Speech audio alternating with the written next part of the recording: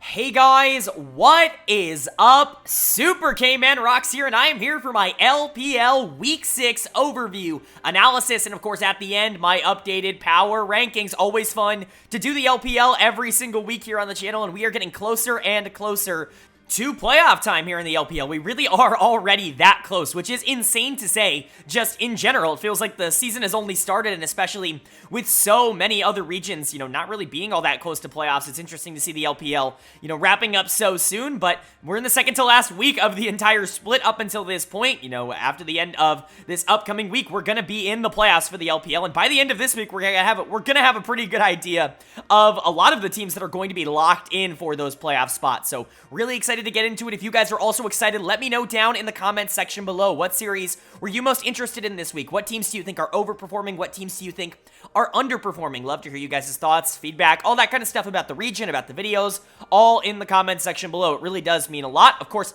if you're new here, what we're going to be doing is going through every single series, and especially in the LPL, that's a lot of series. So going to be going through every single series, giving a player of the series, a dud of the series, just talking about the advantages and the disadvantages that each team is able to generate. And then at the end of the week, I will be giving you my updated power rankings, as well as my player of the week and my dud of the week for the entirety of week number 6. But without further ado, it's time to jump into it because there really are a ton of series to cover, 20 in total across the entire week. So let's jump into day number 1 here. And we kick day number 1 off with a matchup between Invictus Gaming and Anyone's Legend.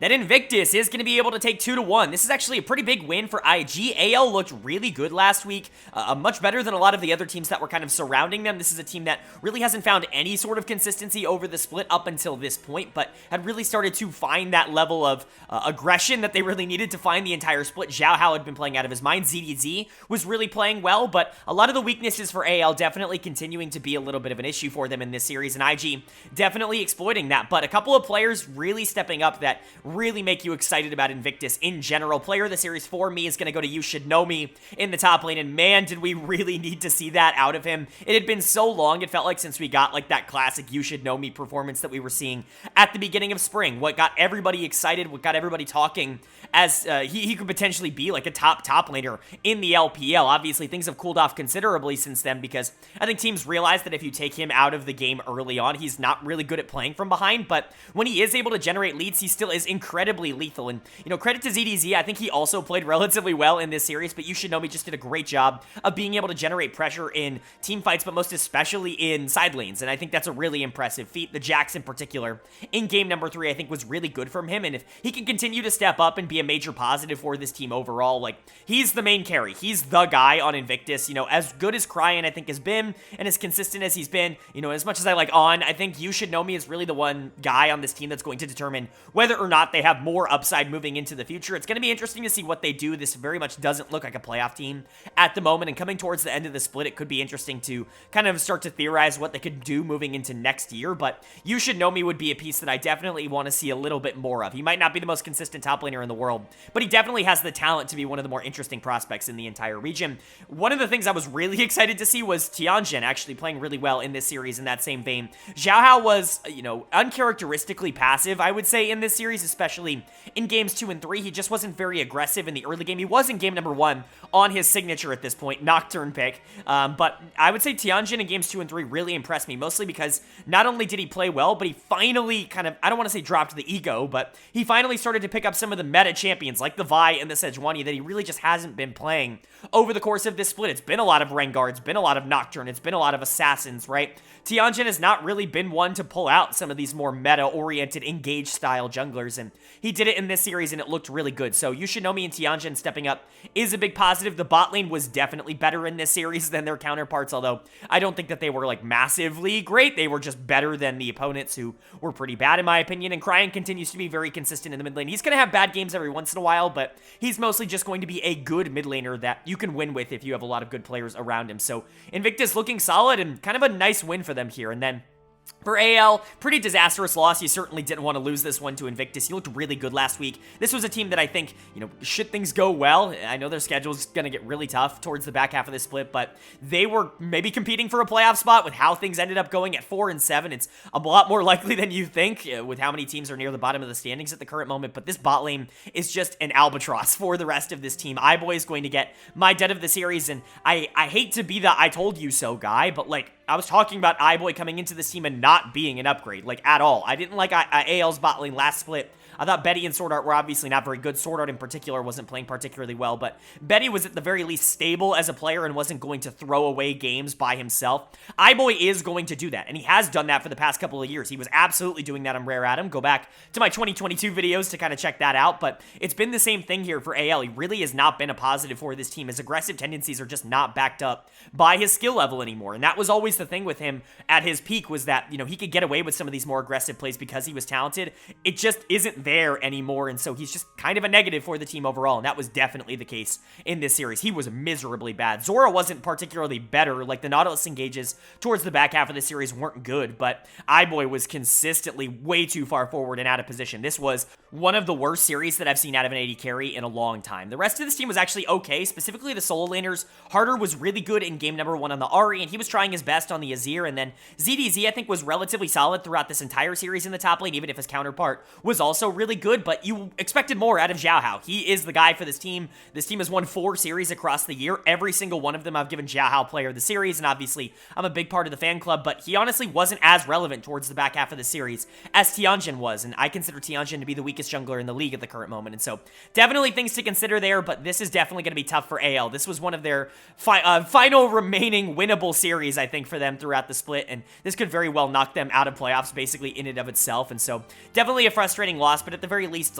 you weren't expecting to be able to make playoffs in the first place, and so this bot lane holding you back isn't too surprising. But for Invictus on the other side, nice win. Don't really think it does anything for you. This team still isn't very good, but at least you're seeing that some of the players on this team still have the upside that you kind of hope that they had the entire time.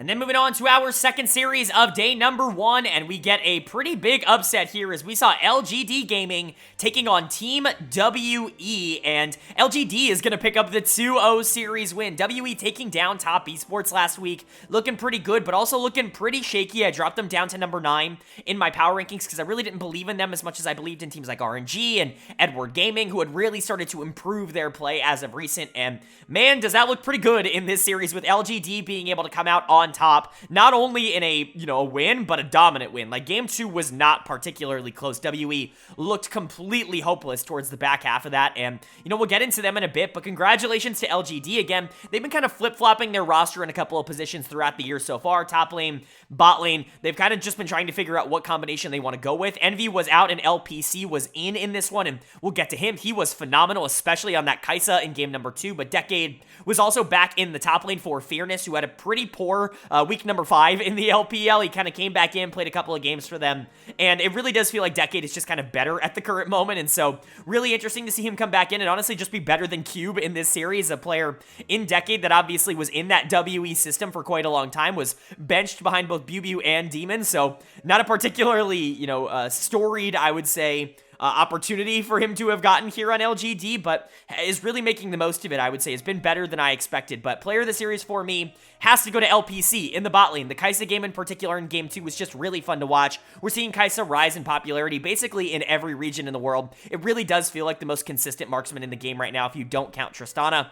And I really think that that's massive for this LGD team. It really did open up a lot of opportunities for them. Obviously, playing the Ziggs in game 1 with the Tristana has risen in popularity as well, just AP bot laners in general, and when you're allowed to play super aggressive and look really good, that's fantastic. We'll talk about Hope in a bit, but Hope has never really been someone who wants to take these more early game, aggressive-oriented AD carries. He loves his hyper-scaling ADCs down in the bot lane. He loves his Zeri, he loves his Jinx, he loves his Aphelios. when you have a player like LPC who is going to try and test him, that's really good. I still don't know who the better ADC is between him and Envy, but the fact that I'm even asking the question now at this point really does go to show how not good LGD's offseason was when their major addition was Envy coming into play in the bot lane, and we all kind of knew that he probably wasn't going to be the player that he was on Sandbox. Kale ends up helping a lot of his AD carries, and so LPC coming in and looking really good is a good sign. If LGD can find a good AD carry, that'd be positive for them overall. Haichao also had a really good series. I've been a lot lower on Haichao this split. I was kind of starting to believe in him, you know, in spring. This was a player that I had been low on throughout his entire career. I know a lot of people were talking about him as a potential, like, next tier LPL mid laner. I just didn't necessarily see it. I thought that there were a lot of really good mid laners in the LPL, and Haichao just kind of got lost in the shuffle for me, but spring had some moments. Summer has really not been good for him, if we're being entirely honest. He's not been particularly proactive. He's lost lane super consistently, but the Nico in game 2 was really fun to watch, and the Tristana in game number 1 was also really good. Just playing around that mid lane, I think, is a really big positive for him. He's somebody who I think does like to have a lot of resources, and I think he did well with them in this series. Meteor continues to just be really consistent for this team, you know, even on picks that aren't considered his own. Jin Zhao, I think, can have good series. He's not just a complete liability down in the bot lane, and I already said the Decade was good. LGD showed some promise in this one, and I think I'm actually kind of feeling pretty good about this team after this win. Not in, like, a way that they're anything other than bottom 2, but still, like, in a way where I think some of the players on this team are, at the very least, watchable. And then for WE on the other side, this is miserable. This is a team that really is trying to make playoffs, and, you know, at 6-4, you would think that that would be relatively locked for this team at this point, but if they lose out, like, there is absolutely a world in which they do not end up making playoffs, which would be a complete and utter disaster for this organization. It felt so locked in. They were 4-0, 8-0, you know, after their first couple of series, and their first 4 series, if you will, and now they're sitting at 6-5, basically right at 500. The second half of the split has not gone how they would have anticipated, and a lot of these players, I think, are getting exploited for the weaknesses that we called out at the beginning of the split. Cube is going to get my dud of the series. This is the one I'm kind of most surprised about. Cube has been very consistently good for this team, and I think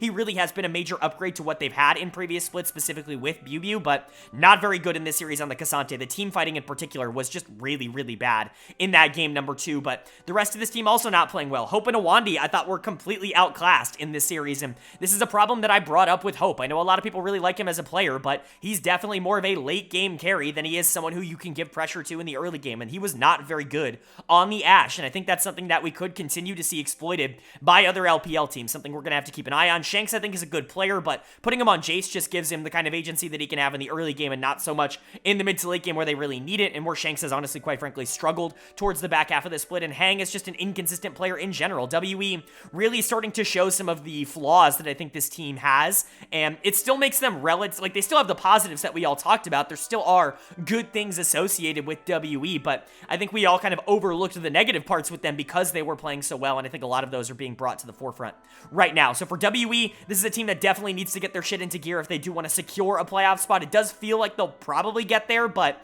it doesn't really feel like they're going to do much once they get there at the current moment. And then for LGD, nice win. It really doesn't mean anything. This team is 1-10 going into the series. It's not like they have playoff expectations. Really, at this point, you're just trying to see which players you're, you know, going to be interested in moving into the next couple of splits. And, you know, at least for LGD, I think they definitely have some interesting decisions to make.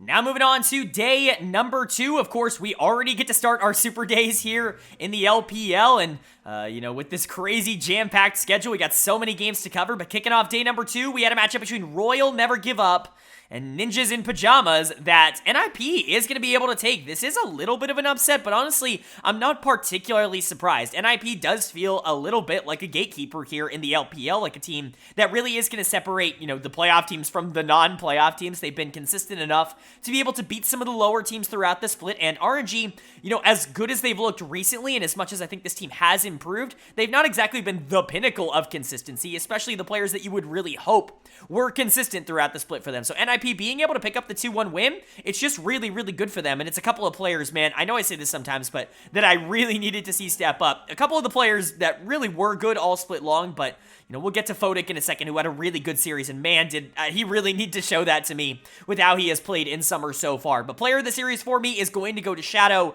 in the jungle. He's arguably been this team's best player. Him and Angel, I think, have both been major positives for NIP. They both play off of each other incredibly well, but Shadow in game number 3, in particular on the Maokai, not that he wasn't good in game number 2 as well, but the game number 3 for Shadow on the Maokai was phenomenal. I mean, he was doing so much for this team, and it's actually crazy how much it feels like he has unlocked his game. I know we get to meme a lot about, oh, EU jungler on EU org in the LPL doing well, but it really is crazy, kind of the career arc and the trajectory that Shadow has been on, you know, going to the LEC and playing on Mad Lions, you know, winning the LEC, going to Worlds, all that stuff, and then coming over to the LPL, being stuck on a bottom feeder like LGD for so long, finally getting an opportunity to play with other good players on this NIP team and really showing up and showing out, showing that he can be like a genuine playoff caliber LPL jungler, and it's just a really impressive thing for him. He's been really good over the course of this entire split, and I'm really happy to be able to say that. But like I said earlier, Fodic played really well in this series. That Ziggs game in game number 2 was awesome. He was really good on the Kai'Sa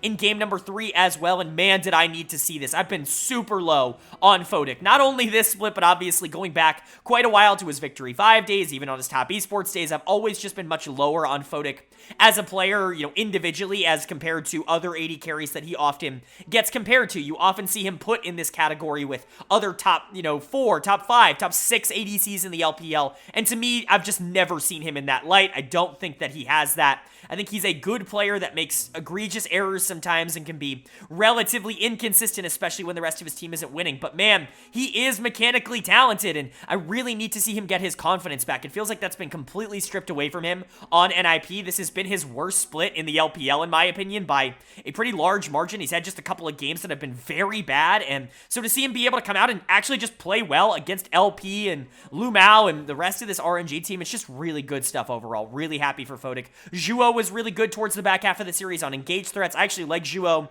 a lot more than I did at the beginning of the year, which is kind of surprising considering how I feel about Fodic, but I think Zhuo's had some really good laning phases. Invincible's been solid on the top side of the map. He'll have games that he just wins on his own, and he really doesn't have awful performances nearly as much as people, you know, say he will, and Angel's been very consistent for them. NIP is a good team, and I think they proved it again here. And then for RNG, kind of unfortunate to have this loss here. It felt like this team was kind of on the rise, very slowly on the rise, but a decent team, right? Sitting at that number 8 spot, it felt like they were a playoff team that very well could potentially win a round 1 series, but this was kind of maybe a preview for a potential round 1 series in the playoffs for them, and they really didn't show up in the way that I wanted them to. Funny enough, it's the 2 rookies that I do think played relatively well. Tongyuan and LP, I think both were relatively fine, and Wei was good in game number 1 on the Wukong. Not that anybody was particularly bad in their game 1 win. It really was kind of a dominant win for RNG, but towards the back half of the series, their 2 veterans, Breathe and Wei on the top side, weren't very good, and then Lumao in the support position was also not very good. He's going to get my dud of the series. Now, I know a lot of conversation around Lumao has been that,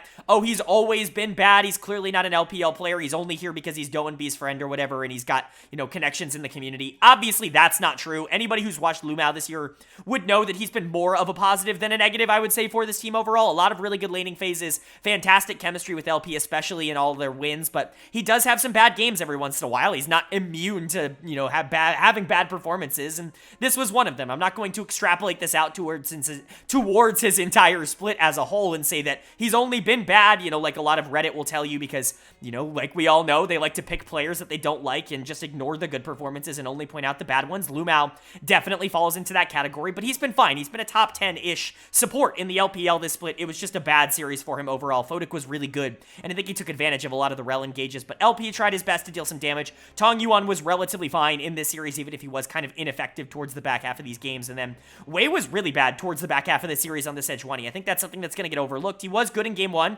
on the Wukong, but the Sejuani and Maokai matchup was very negative overall for RNG, and that's something that, you know, I feel like has been underlooked at for RNG throughout the split. Lumao gets a lot of hate for this team. I think Breathe also at times definitely gets a lot of hate for this team, but I've heard people talk about Wei in the MVP conversation throughout the whole year as if he's single-handedly saving the team. He's been really good for this team for a lot of the split, but pretending like he's, you know, an MVP candidate or one of the only players on this team playing well is absurd. Again, just goes to show you how perception can really change depending on it, whether you like a player or not. But RNG is fine. I'm not going to overreact to this loss. They're still probably a playoff team, but now they're sitting at 500 just like NIP, and they could be in a spot where they have to play a team like Ninjas in Pyjamas in round number 1, and as we've seen today, that might not be the best experience for them. But for NIP, really nice win. This team is solid. They are relatively consistent, and I think especially the middle part of this map is a major positive for them. If they can get this bot lane to be a little bit more game-to-game consistent, I think that they could actually be a pretty interesting team, you know, in round 1, round 2 of the LPL playoffs. And then moving on to our second series of day number 2, and it was a matchup between Weibo Gaming and Team WE. A lot of games in a short amount of time for WE here, and you know, they kind of get upset on day number 1, and they do the upsetting here on day number 2 with a 2-1 series win over Weibo, who of course are born to win trades, so you're not ever really surprised when they end up losing a series to basically anybody in the LPL, but WE with a really necessary win here, I think, to kind of reestablish some of that confidence that they really were starting to generate towards the start of the split. I'm not sure if it entirely changes my opinion that I expressed in the previous series, but it is still good to see WE be able to pick up a nice win here, and I think some of the players that stepped up, you know, really looked good in this series. Player of the series for me is going to go to Hang in the jungle. Really good to see him have a little bit more of a consistent series overall. I think that's kind of been his big problem, is he'll have moments, he'll have flashes here or there, especially in the early game where his pathing is really good and his aggression and his knowledge on where he needs to be on the map to generate leads specifically for his laners is really good, but he really has no idea what to do with that pressure in the mid to late game, and so he often gives over a ton of resources to the enemy jungler to kind of allow them to get back into the game a little bit more efficiently, but he was a lot better towards the back half of the game in this one. He's going to get my player of the series because he was really good on that Wukong in game number 1, was probably the biggest reason they were able to win, and then he honestly played Ivern at a really high level in game number 3, a champion that, again, I'm going to be honest, I'm really surprised to see not like as much prio on as I would expect, right? He's a really good champion, in my opinion, probably the best jungler right now in the meta. I think he gives you the most amount of options, and so Hang pulling him out in game number 3, I think, was really, really good for this team, and I think him playing it at a really high level was really good for this team overall. Cube was also really solid, was really critical of him in that first series of the week, but he was significantly better in this one, just significantly more stable. Obviously, going into a player like the Shy, it's always going to be a little bit of a Cube-favored matchup, just stylistically, someone who doesn't give over a lot of resources and is going to be just a good team fighter versus somebody who is going to be feast or famine, is either going to win the game or lose the game for his team, and so Cube definitely, you know, holding his ground and being a positive for the team there is good. Shanks was phenomenal towards the back half of the series on the Azir. Wasn't the best of Annie games, was relatively inefficient. Honestly, Annie in general just felt kind of inefficient throughout this entire series, but Shanks was really good on that Azir in game number 3. Hope dealing a good amount of damage on the Kai'Sa. This champion is a lot more up his alley than I think the Ashe was earlier on in the week, something that can scale into the late game that doesn't really need to be all that aggressive in the early game in order to generate the leads, and Awandi is a good player, especially on engage supports, and so WE really finding their ground and their footing here a little bit more than really anything they did in that first series, and I think in particular Hang and Shanks continuing to step up. If Hang can get a little bit more consistent, if he can get some of those good plays to be a little bit more often, rather than, you know, the coin flippy moments that he has towards the back half of the game, so if he can get a little bit more steals like he did in this game, that's going to be fantastic. That's been a little bit of a weakness for him, and so for WE, I think they looked relatively good in this series, but for Weibo, who's really surprised that they ended up dropping this series? I mean, it's hard to be surprised that a team that is notoriously inconsistent is being inconsistent, right? Dead of the series for me is going to go to Weiwei in the jungle. I think some people are going to want to give this to Xiaohu because I think they wanted to see more out of him, and, you know, I get it. Like, people want to see, you know, Summer Xiaohu narrative executed, but I think he was fine. He was relatively irrelevant in game 3, and obviously could have been significantly more aggressive, but I don't think he made any major mistakes, and I do think that there were a lot of players on this team that made some major mistakes. Crisp was pretty bad in game number 3 on the Blitzcrank, a couple of very questionable hooks, and I think Weiwei in general was just way too passive, holding ultimate, trying to be a little bit, you know, more concrete with the plays. I think a lot of the initiation was clearly on his shoulders in the back half of the series, and he just wasn't necessarily living up to that. Now, the Shy wasn't particularly good on the Renekton, a champion that he played 3 games in a row of, and only won lane once, arguably, in game number 2, and that's certainly not super ideal. Light was just kind of there, kind of an irrelevant series from him, which is definitely frustrating because he's the player that I think has really stood out as a consistent team fight threat for this team, and then, you know, again, like, I think Crisp was really good in game number 2 on the Rakan, and so I don't want to punish him too much, but that Blitzcrank game was not great. He was definitely hooking at times that it wasn't necessarily optimal for the rest of his team to be able to follow up. Xiaohu could have been considerably more aggressive on the Annie, and we definitely could have seen a lot better plays coming out from him, but he was actually okay on the Nico, in my opinion, and so it's Weibo being Weibo, right? They could have been slightly more. They weren't completely running it down, and so it wasn't entirely this born to win trade, feast or famine, like, you know, we either win by 20 or lose by 20 kills kind of thing, right? It was more so just a situation where these players ended up not pulling the trigger on a lot of plays, and WE were willing to pull the trigger on a lot of these plays, and they ended up benefiting a lot from it. So for Weibo, I expect them to be able to bounce back. Again, this is a team that I'm really never going to try to underestimate in terms of what they're able to put out, but if they were also like a team that didn't win a single playoff series, I really wouldn't be all that surprised. And then for WE, like, this team is okay. I still don't want to consider them, you know, one of the best teams in the LPL at the current moment or anything like that, but this should be a playoff team. Their schedule is relatively okay for them to be able to make that playoff run, and at 7-5, I think they're sitting in a relatively good spot. This win is definitely going to help them get there, and it's really nice to see development, especially coming out from a player like Hang. And then moving on to our third series of day number 2, and man, this one I'm very excited to talk about. We had Edward Gaming taking on ThunderTalk Gaming, and ThunderTalk is able to pick up a massive 2-1 win here. Is this the ThunderTalk we were finally promised? This is a team that really has just not been able to put it together throughout the entire year. Obviously, off the Rift stuff, I think, has really hurt them a lot, but the inconsistency from some of the players that they have kept in the lineup, I think, has been a problem. Yao Yao has certainly not been playing up to standard. Hoya has been one of the worst top laners in the LPL. I think that 1xN has really good moments, especially when this team has lost, but has looked relatively invisible in some of their wins, which is just a really weird thing about him up until this point, but it felt like finally everything really came together for this ThunderTalk team, and they played fantastic in this series. All 5 of them, every single member of this team definitely deserves some credit, but you gotta give most of it to the carry duo here on ThunderTalk. Player of the series for me is gonna go to Yucal in the mid lane. He really has been the saving grace, the shining light for ThunderTalk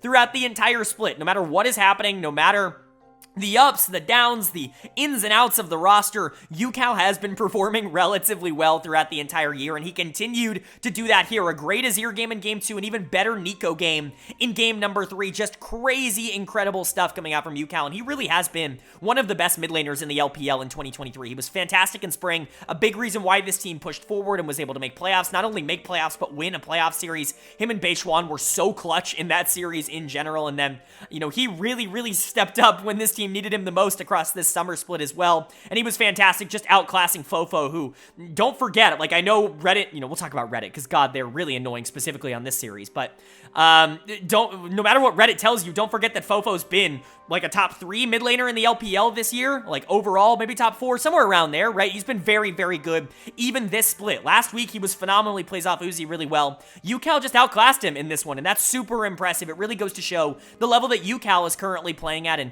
it really should be used to elevate him as a player. I think he's someone who could actively be on one of the top tier teams right now and perform really well, but unfortunately, he's stuck on this organization that can't seem to really figure anything out. But the other players on this team also played well. 1xN played phenomenal. This is the prospect that we all were promised, right? Like, there's been so much talk, so much hype surrounding 1xN all of these games, and sometimes it's there, sometimes it's not, but it has to be there, like right now, because you're playing him over a player like Huanfeng, who in my opinion is a top 6, top 7-ish AD carry in the LPL, and so if you're going to play 1xN, he has to be able to deliver at the current moment, and up until this point, he really has not been a top 6 or top 7 AD carry. He's been like around the top 10, which I still think is relatively good, but hasn't been like a superstar. This was a superstar level performance from him. This was super good, and so to see both him and Yucal step up and be as good as they were in this series is super impressive. Beishuan was phenomenal in this series. He continues to be a massive positive for this team, even though I know people really want to see Zhao Huanggren in almost all of ThunderTalk's wins this year, in every single series that they've had. Beishuan has been a massive reason why they've been able to get over the hump. I know people don't really, you know, like the upside or whatever of Beishuan, and they see more of it in Zhao Huanggren, but Beishuan's a really good player at this level, and I understand why they would want to continue playing him on this team. I do think that, honestly, he is the better player at the current moment, and this team does want to start making things interesting towards the back half of the split. Nobody's eliminated yet. There's still so much that can happen, especially if you start to win out, so ThunderTalk actually looking really good, mostly off the back of their carry duo. And then for EDG, kind of a disaster series for them. They really didn't want to drop this. This was another team that was looking so much better by the end of last week, and now is just kind of thrown all of that into question. It's really not exactly how you wanted to kick off this series. First of all, Uzi continues to be really good, but one thing I do want to point out, there is a lot of hate surrounding Mako right now in the LPL community, or at least in the English-speaking LPL community. There's a lot of hate towards him being the starter for the Asian Games for Team China, and you know, first of all, that's a ridiculous thing to say. Just in general, this team obviously has tested out a lot of different supports, and this combination of players clearly feels more comfortable playing with Mako than they do with maybe a player who's playing better or is more mechanically talented right now. Whatever Mako brings to that team off the Rift or in shot calling, or, you know, maybe just in terms of the synergy, is clearly more important to them than whatever On is doing on BLG or whatever Missing is doing on JDG right now, even if they are currently playing better, which I will absolutely agree they are. So anybody who's just bringing up the Asian games and being mad that Mako is starting, clearly, like, they know something we don't, and I trust them more than I trust you. No offense, right? But Mako didn't play particularly well this series, and he hasn't played particularly well this split, so I do understand some of the questions and concerns. One of the big things that has really stood out to me for Mako, and he's done in the series, by the way, I don't think that's really all that up for debate. One of the things that really has stood out to me with Mako is the fact that him and Uzi have, like, negative synergy together. They have not clicked at all. Uzi's been a really good player, especially in the early parts of the game, and his laning, I think, has been relatively positive, but in team fights, you can clearly tell that they're both on very different pages in terms of how they want to play the game, and I don't know, like, who to, like, obviously it's no one's fault, but it is clear that both of them have a very different idea of what they want to do towards the back half of the game, and I think it really does hurt this team quite a bit. Fofo was outclassed in this one. He's been really good across this whole year, but was not particularly good in this series. Jeje was outclassed by Beishuan, especially towards the back half of this. Ale was actually pretty good in the top lane, relatively fine, but it really was Uzi just trying his best in some of these team fights, but Uzi, you know, sometimes we've talked about it throughout this split, doesn't have the best of synergy with the rest of EDG, and things aren't exactly working out in the way that, you know, we have really wanted it to, and even if he's individually playing at a really high level, sometimes when you go up against a team that is playing at another really high level, you know, the disconnects can really start to show, and so for EDG, there definitely still is problems, and there definitely still is things that you need to look out for. It really felt like this team was starting to figure all of that stuff out, but this series definitely throws that back into question. And then for ThunderTalk, massive win for them. UCal and 1xN in particular were phenomenal, but Beishuan was also really good. If you can get more consistent performances out of the middle of the map like you did in this series, ThunderTalk, you know, sitting at 3-9, you would think they would be somewhere out of the playoffs. It's certainly not, you know, impossible for them to be able to make it. It's certainly going to be an uphill climb, but you know, ThunderTalk's a team that has made some pretty big magic end of splits happen in the past, and so we'll see what ends up happening. And then moving on now to day number 3, and we get to kick day number 3 off with our weekly JDG beatdown as we saw FunPlus Phoenix taking on LGD Gaming. And yes, JDG absolutely demolished them. It was a 2-0, and it wasn't particularly close, and this is just becoming something that JDG does on a regular basis, is beat down teams. They pick at least one, most of the time two, but sometimes just one team per week, and just say, like, it's not going to be competitive, it's not going to be fun, it's not going to be interesting.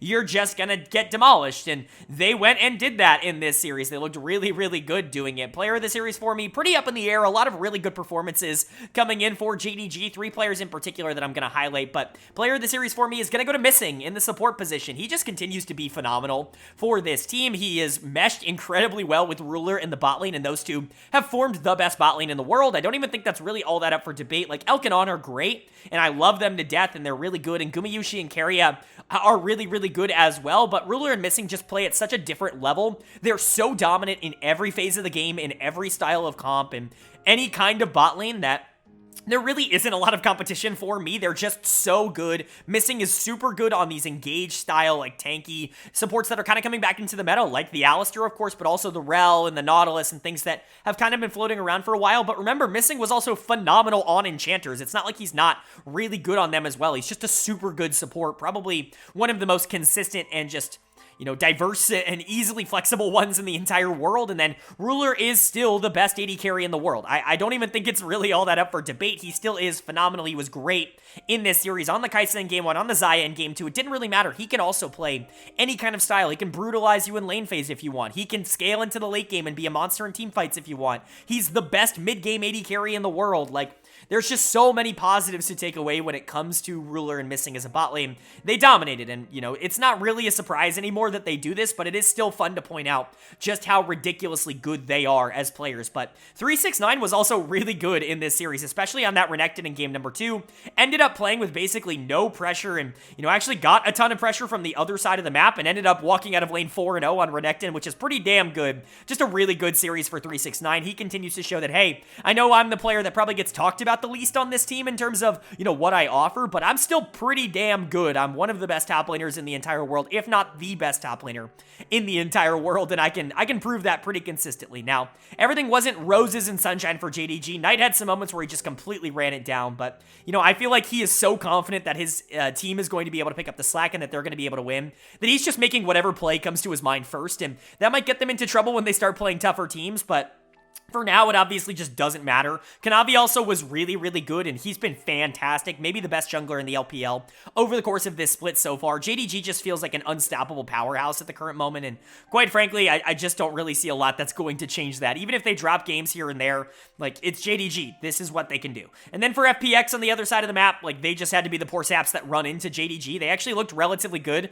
last week and the couple of weeks before that. You know, a couple of their players started to step up. We talked about Xiao Lahu in week number 4 in particular, but it felt like Care was finally starting to get back onto the train, and I think Care actually did have a relatively good series. He was probably the best performing member of FPX across these 2 games. Not that that is really saying all that much, but this bot lane just wasn't able to hang up because Ruler and Missing are that good. Dud of the series is going to go to LWX, and again, it's really hard to make any sort of judgment calls about the talent level of LWX and Chocho because I think they're just relatively fine. I know a lot of people think that they're better than that. I think they're fine. They're like a mid or a lower mid-tier bot lane in the LPL at the current moment. They can win some games, especially if they're able to get ahead, but they're not going to consistently be a power point on the map that you play through every single game, and we've seen that for FPX throughout the year.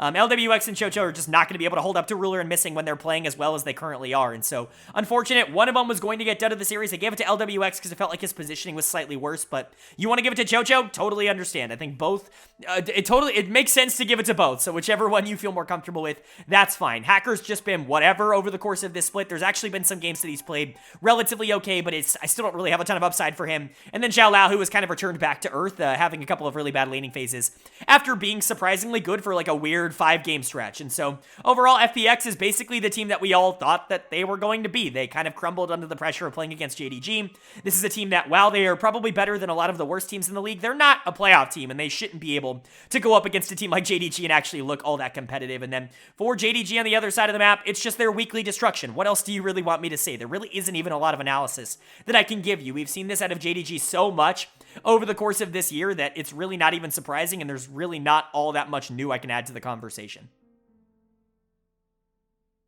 And then moving on to our second series of day number 3, and it was a matchup between Ultra Prime and OMG.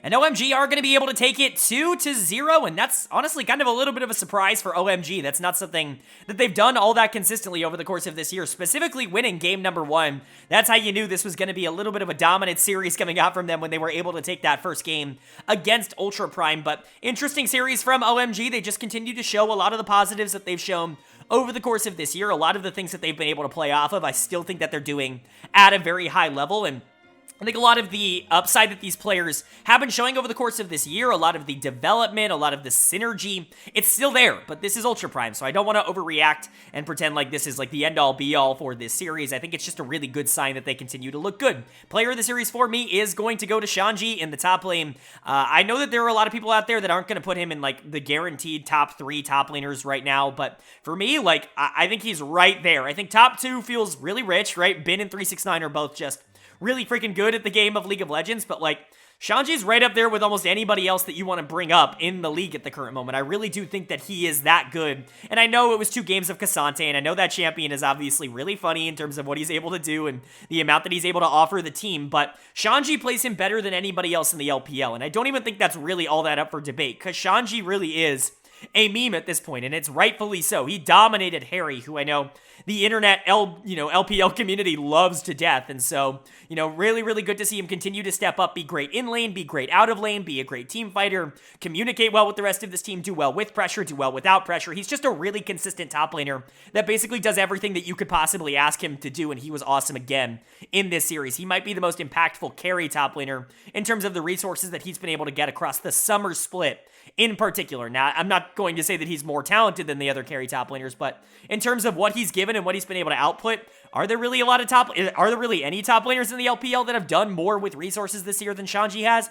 Really is an interesting question, but the rest of this team was also really good. Aki continues to just win jungle matchups. Like, it's something he does so consistently at this point that honestly, I don't even bring it up in a lot of the videos anymore. I talked about him so much in the spring split in terms of him generating pressure and basically winning every single matchup that he is into. And now we've gotten into spring and a lot of these other laners are doing well. And so they end up being a little bit more of the focal point in terms of the attention. But Aki continues to just be a massive positive for this team overall. I know a lot of people were saying I was too early putting him in my top 4 junglers in the LPL. I think he's right right in that conversation this split as well, just like he was last split when he was an all-pro caliber player. And so good stuff from Aki. Cream had a good series, really not a lot of mistakes. Abel was super aggressive and was able to capitalize on a lot of PP gods, really good engages. It really just felt like everything was kind of rolling for OMG in this one, and you got to be happy about that. And then for Ultra Prime on the other side, this is a team that at one point was looking like it actually could make a contention for a playoff spot. Like they were actually kind of interesting through the middle part of the split, but things have certainly not worked out for them. We've had a couple players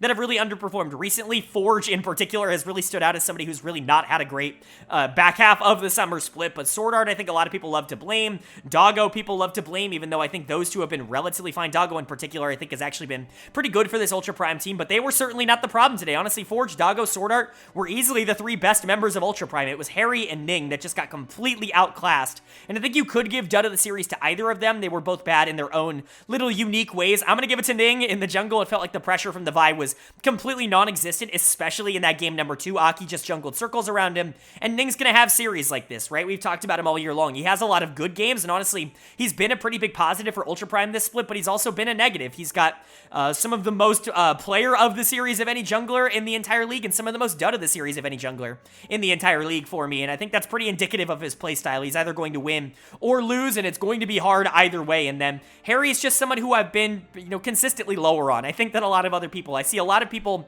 talking about him as somebody who has like top 5, top 6 LPL top laner upside, and like maybe like if everything goes right, that could potentially be an option. But my comparison, my like ceiling comparison for Harry is Rich. I think it's actually a very accurate comparison in terms of what he ends up doing. He's really not that good of a laner. He has one lane in the past, and he's been able to generate leads on his own, but it really is not consistent at all. He really needs pressure in order to be able to consistently generate leads in lane, but he is a really good team fighter, right? He's someone who does help out the team a lot towards the back half of games. I just don't really see a ton of upside for that in the LPL in particular, where so many of the top laners are phenomenal in lane, are players that can really consistently generate leads for themselves and translate that into leads for their team. I just don't know if Harry's ever going to be that guy, and so this wasn't a great series going up against one of those better top laners in Shanji. Hopefully he can prove me wrong and turn it around, but the top side of the map was definitely a problem for Ultra Prime in this series, and, I'm not going to say that it's going to be a theme, but it's certainly, they're not going to be able to win if that top side of the map is a problem like they were here, so their playoff chances are definitely getting worse and worse as the weeks go on. They were not particularly good in week 5, and they have not been particularly good to start off week 6, but for OMG, good series. This team is still exactly who we thought they were. They were a little bit more consistent. This was actually a clean 2-0 from them, which can be relatively rare, but, them being able to pick up a win against Ultra Prime, it's not surprising. They're going to be an interesting team, one that is going to try and compete for top 4. I'm still not sure if they're going to be able to reach that because of the amount of good teams in the LPL at the current moment, but they're certainly going to be one of the teams that's in the running.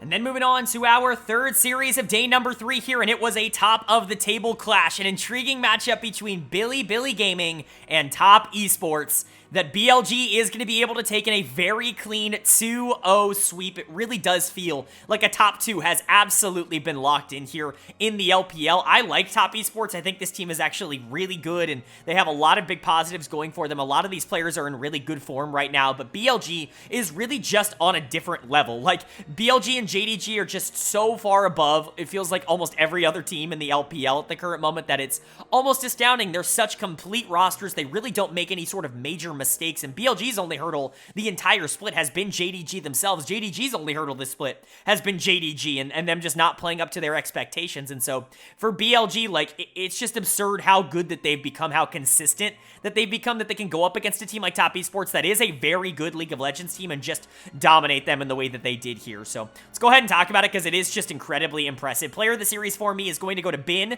in the top lane. Again, 2 games of Cassante, but they were 2 really good games of Cassante. I just talked about Shanji being really good on this champion and being really proactive.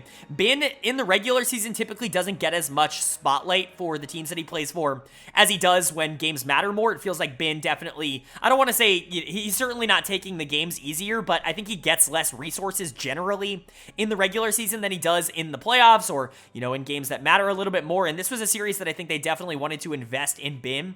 And it absolutely worked out. Bin was phenomenal. He was really, really good both in lane and in team fights. Just a very consistent player. player, and, he still is arguably the best top laner in the LPL. I think 369 is obviously in that conversation. Shanji is very much putting himself in that conversation for me, but Bim is still really good, and I think at this point, there really isn't a lot of question marks about him left. We know that he can play carries, but he really has been able to pick up tanks incredibly consistently, basically ever since Tabe took over as the head coach of this BLG team. So just good stuff all around from them. Really, really impressive performances. I think a lot of the other players on this team also played well. Basically, everybody on BLG stepped up. Yagal, I think a lot of people are going to point out, is potentially being the best Nico in the world at the current moment. He's just so consistent on that champion of being able to generate leads basically everywhere on the map, and it's very, very impressive from him.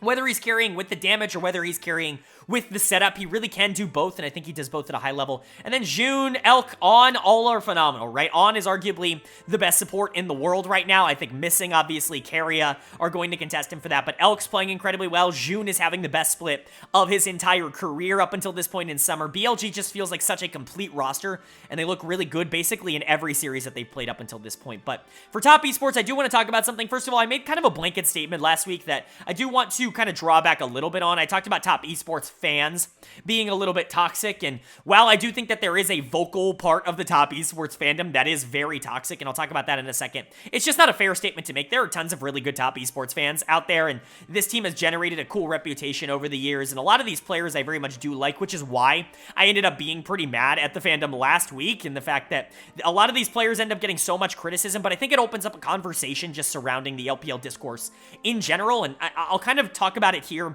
There was a big reason why I started this channel in the first place, and I know this is kind of like an existential drop to put in the middle of this game, but I think it's relevant to the discussion. But the reason that I started this channel in the first place, many, many years ago, was because I knew that there were a lot of people out there that weren't going to have the opportunity to watch every single region, especially the major regions, but did want to know about what these teams and what these players were doing throughout the year. And the best way to do that, to me, before, I started this channel, and, not to brag, but I do think this channel's pretty good at it now, the best way to do that before was the post-match threads and social media, and trying to find what the community was saying about a lot of these teams and a lot of these players. And specifically for the LPL, I found that avenue to be bad. And I hate to criticize it so much, because really it's just opinions, and you're allowed to have different opinions than what I have, but it feels like top esports right now is kind of the epitome of why I started this channel, or the discourse, I should say, surrounding top esports is kind of the epitome of why I started this channel in the first place. Because if you just go to the post-match threads, if you just look at social media,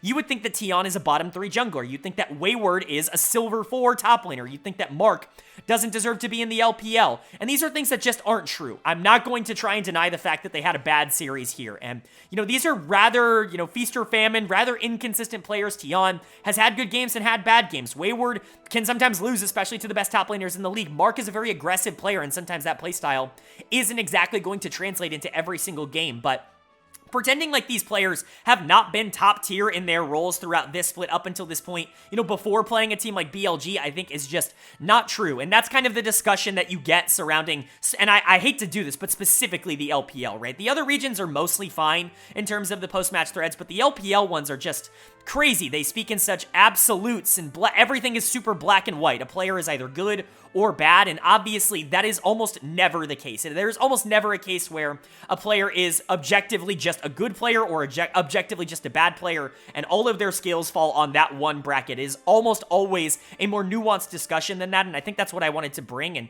I think I continue to want to bring that for TES, because it feels like specifically of all the teams in the LPL, TES gets the least amount of nuance attached to them. Wayward is a bad top laner. Tion doesn't deserve to be in the league, despite the fact that, he was the player of the week last week in the LPL. How many people knew that? That just go on Reddit. How many people knew that Tion was the player of the week last week? I bet a lot of people didn't. And yes, Jackie Love is very good, but to say that he's the only good player on this team, I think is not very good. All that to say, Jackie Love is the only good player on this team in this series, and so kind of a weird time to bring up this discussion, but just something I wanted to talk about a little bit in depth on this channel. Rookie's gonna get done of the series, but realistically, you could give this to Wayward, Tion, Mark, basically anybody that isn't Jackie Love. They just kind of got outperformed in this series, and it's gonna happen. BLG really does feel like they're on a different level right now in terms of what they're able to do. They've been able to do this against every other good team in the league as well. It isn't just top esports, and so for TES, you're hoping that the consistency can ramp up. That's always been a question mark for them, obviously. They really struggle struggled with that in spring, but Jackie loves playing at a really high level, and Tion has honestly had a phenomenal split. I think Mark has had a really good split as well. Rookie and Wayward, I think, have been inconsistently very good, and so top esports definitely is still fine, but just something I wanted to bring up to talk about a little bit here. And then for BLG, this is one of the best teams in the entire world, arguably top 2 at the current moment, and that's certainly not trying to undersell what the rest of the world is doing. BLG really is just that good. They're super complete, they're super aggressive, and they're super talented. They have a great coach, they know how to draft, they really don't have a ton of weaknesses to even really point out at this moment. And now moving on to day number 4, and we get to kick day 4 off with a matchup between NE1's Legend and LNG Esports. And LNG is going to be able to pick up the 2-0 win. Now, this is a lot more according to plan. We've been seeing so many upsets at the beginning of this week that, honestly, I was basically just expecting AL to be able to walk out of this with a win, especially with the form that Xiaohao and ZDZ have been in on the top side of the map, but not the case here. LNG definitely showing up, being the team that we really needed them to be, and all of their major players came to play in this one. Basically, all 3 of the big 3 were really, really good in this series. Player of the series for me, kind of up in the air. I think you could give it to either carry member of this team. Either member of the carry duo is, I think, what I meant to say, but you could give it to Scout, you could give it to Gala. I think both absolutely deserve it. Both played really well. I'm going to give it to Gala for the Kai'Sa game in game number 2. AP Kai'Sa is just so ridiculously broken, so strong right now, and it is very, very noticeable. I understand that, you know, there are reasons that a lot of teams aren't necessarily going to it as the number 1 AD carry in the meta, but it is. Like, it absolutely is the number 1 AD carry in the meta if you want to consider it an AD carry, because it's not AD. So, however you want to classify that, Gala obviously notorious for how good his Kai'Sa is in previous years. It's a little bit of a different style here, but still operating at a very high level. He was still very good on the Xayah in game number 1 as well, and he's quietly been fantastic for this team. I know a lot of attention is going on Scout, and rightfully so. Scout has been very good for this team. He was MVP in spring, and he's certainly making a case to be in the conversation again here in summer, but Gala, I think, has been just as important for this team, and I think has been very consistent. I know it hasn't always gone well, especially towards the beginning of the split, but we're at the point where I feel very comfortable that Gala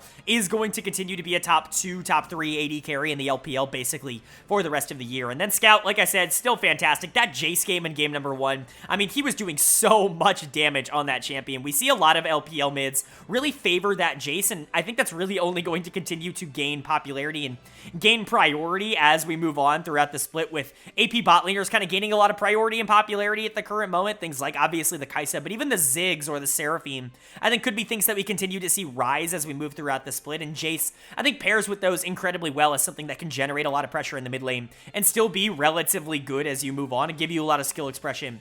You know, just a powerful pick, and I think Scout obviously operates it at a very high level. He was still very good on the Azir in game number 2, but Scout's just awesome. Like, there really isn't a lot of things that I can say about Scout that I haven't already said. He was the MVP in spring for a reason, and he really is living up to that performance by being the best player on LNG in the summer as well, and really kind of carrying this team to a very good record. Tarzan's really bounced back. He's been very good over the past few series. I know people were really kind of frustrated with him and his inconsistencies at the beginning of the split, but it feels like he's figured out whatever was going on with him, and he's gotten back into form. He's been pretty good over the past couple of weeks. Zika and Hang have also been good. Hang has had a couple of up and down moments, but I think Zeke has just been fine in the top lane. Certainly not the star of this team, but he also shouldn't be. And so pretty good to see him continuously be just a good weak side top laner. That was something that was a little bit of a concern for him as a player going into the split, and I think he's done that well. And then Hang, like I said, has partnered well with Gala, and I think has certainly gotten on the same page. LNG looking pretty good right now. And then for AL on the other side, a substitution. First of all, iBoy is out. Ji Choi Yi is back in. This is the right move. This should be how they play out the rest of the year.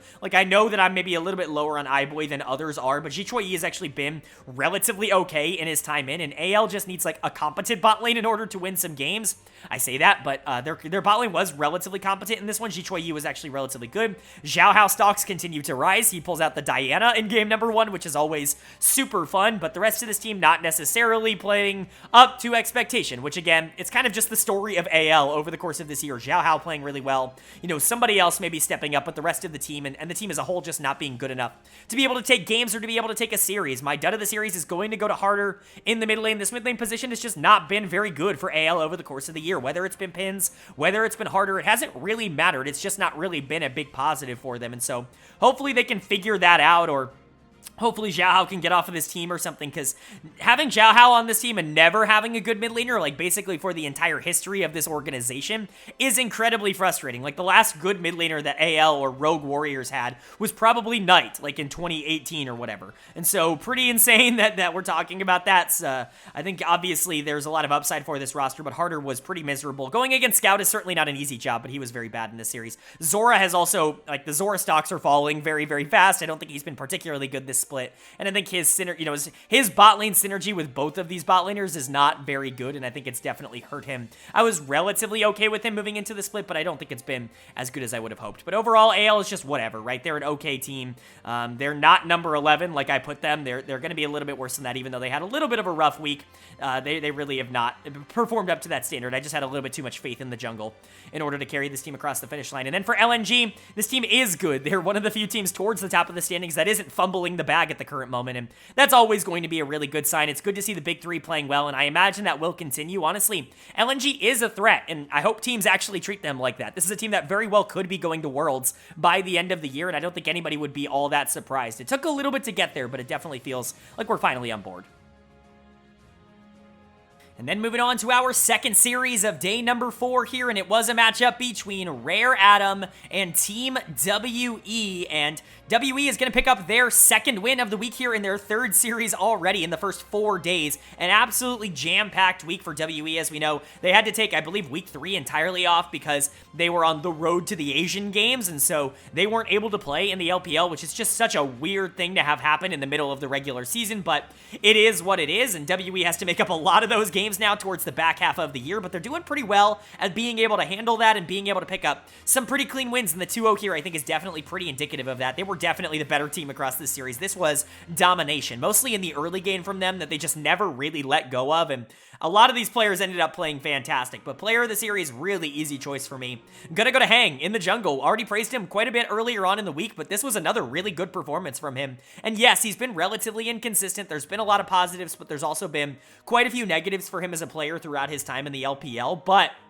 he definitely has a playstyle that can be taken advantage of in a way for WE to take a lot of wins against bottom-tier teams, and that's what he was able to do in this series. He played 2 games of Sejuani, not necessarily a champion that you would particularly associate with the playstyle that he likes to enforce, which is early game dominance, but man, was he so far ahead at 10 minutes in both of these games that it was basically unwinnable for RA unless WE just completely and utterly choked, because not only was he ahead, but the rest of the team was also incredibly far ahead. So really good stuff to see him come out and just dominate Leon in this matchup, a player that I do think a lot of people have, a relatively good opinion of. Obviously, I'm lower on him as a player, and we'll get to that in just a second, but Hang has been really good across this entire week. Hopefully he's going to be able to keep that up. Week to week has always been a little bit of a problem for him in terms of variance, and so hopefully he can just figure it out and try to have performances like this a lot more often. That would turn him into a really, really interesting jungle prospect here in the LPL if he can be a little bit more consistent. But everybody was good. Cube was definitely better in the top lane. Xiaoshu, we'll get to, didn't participate in a single kill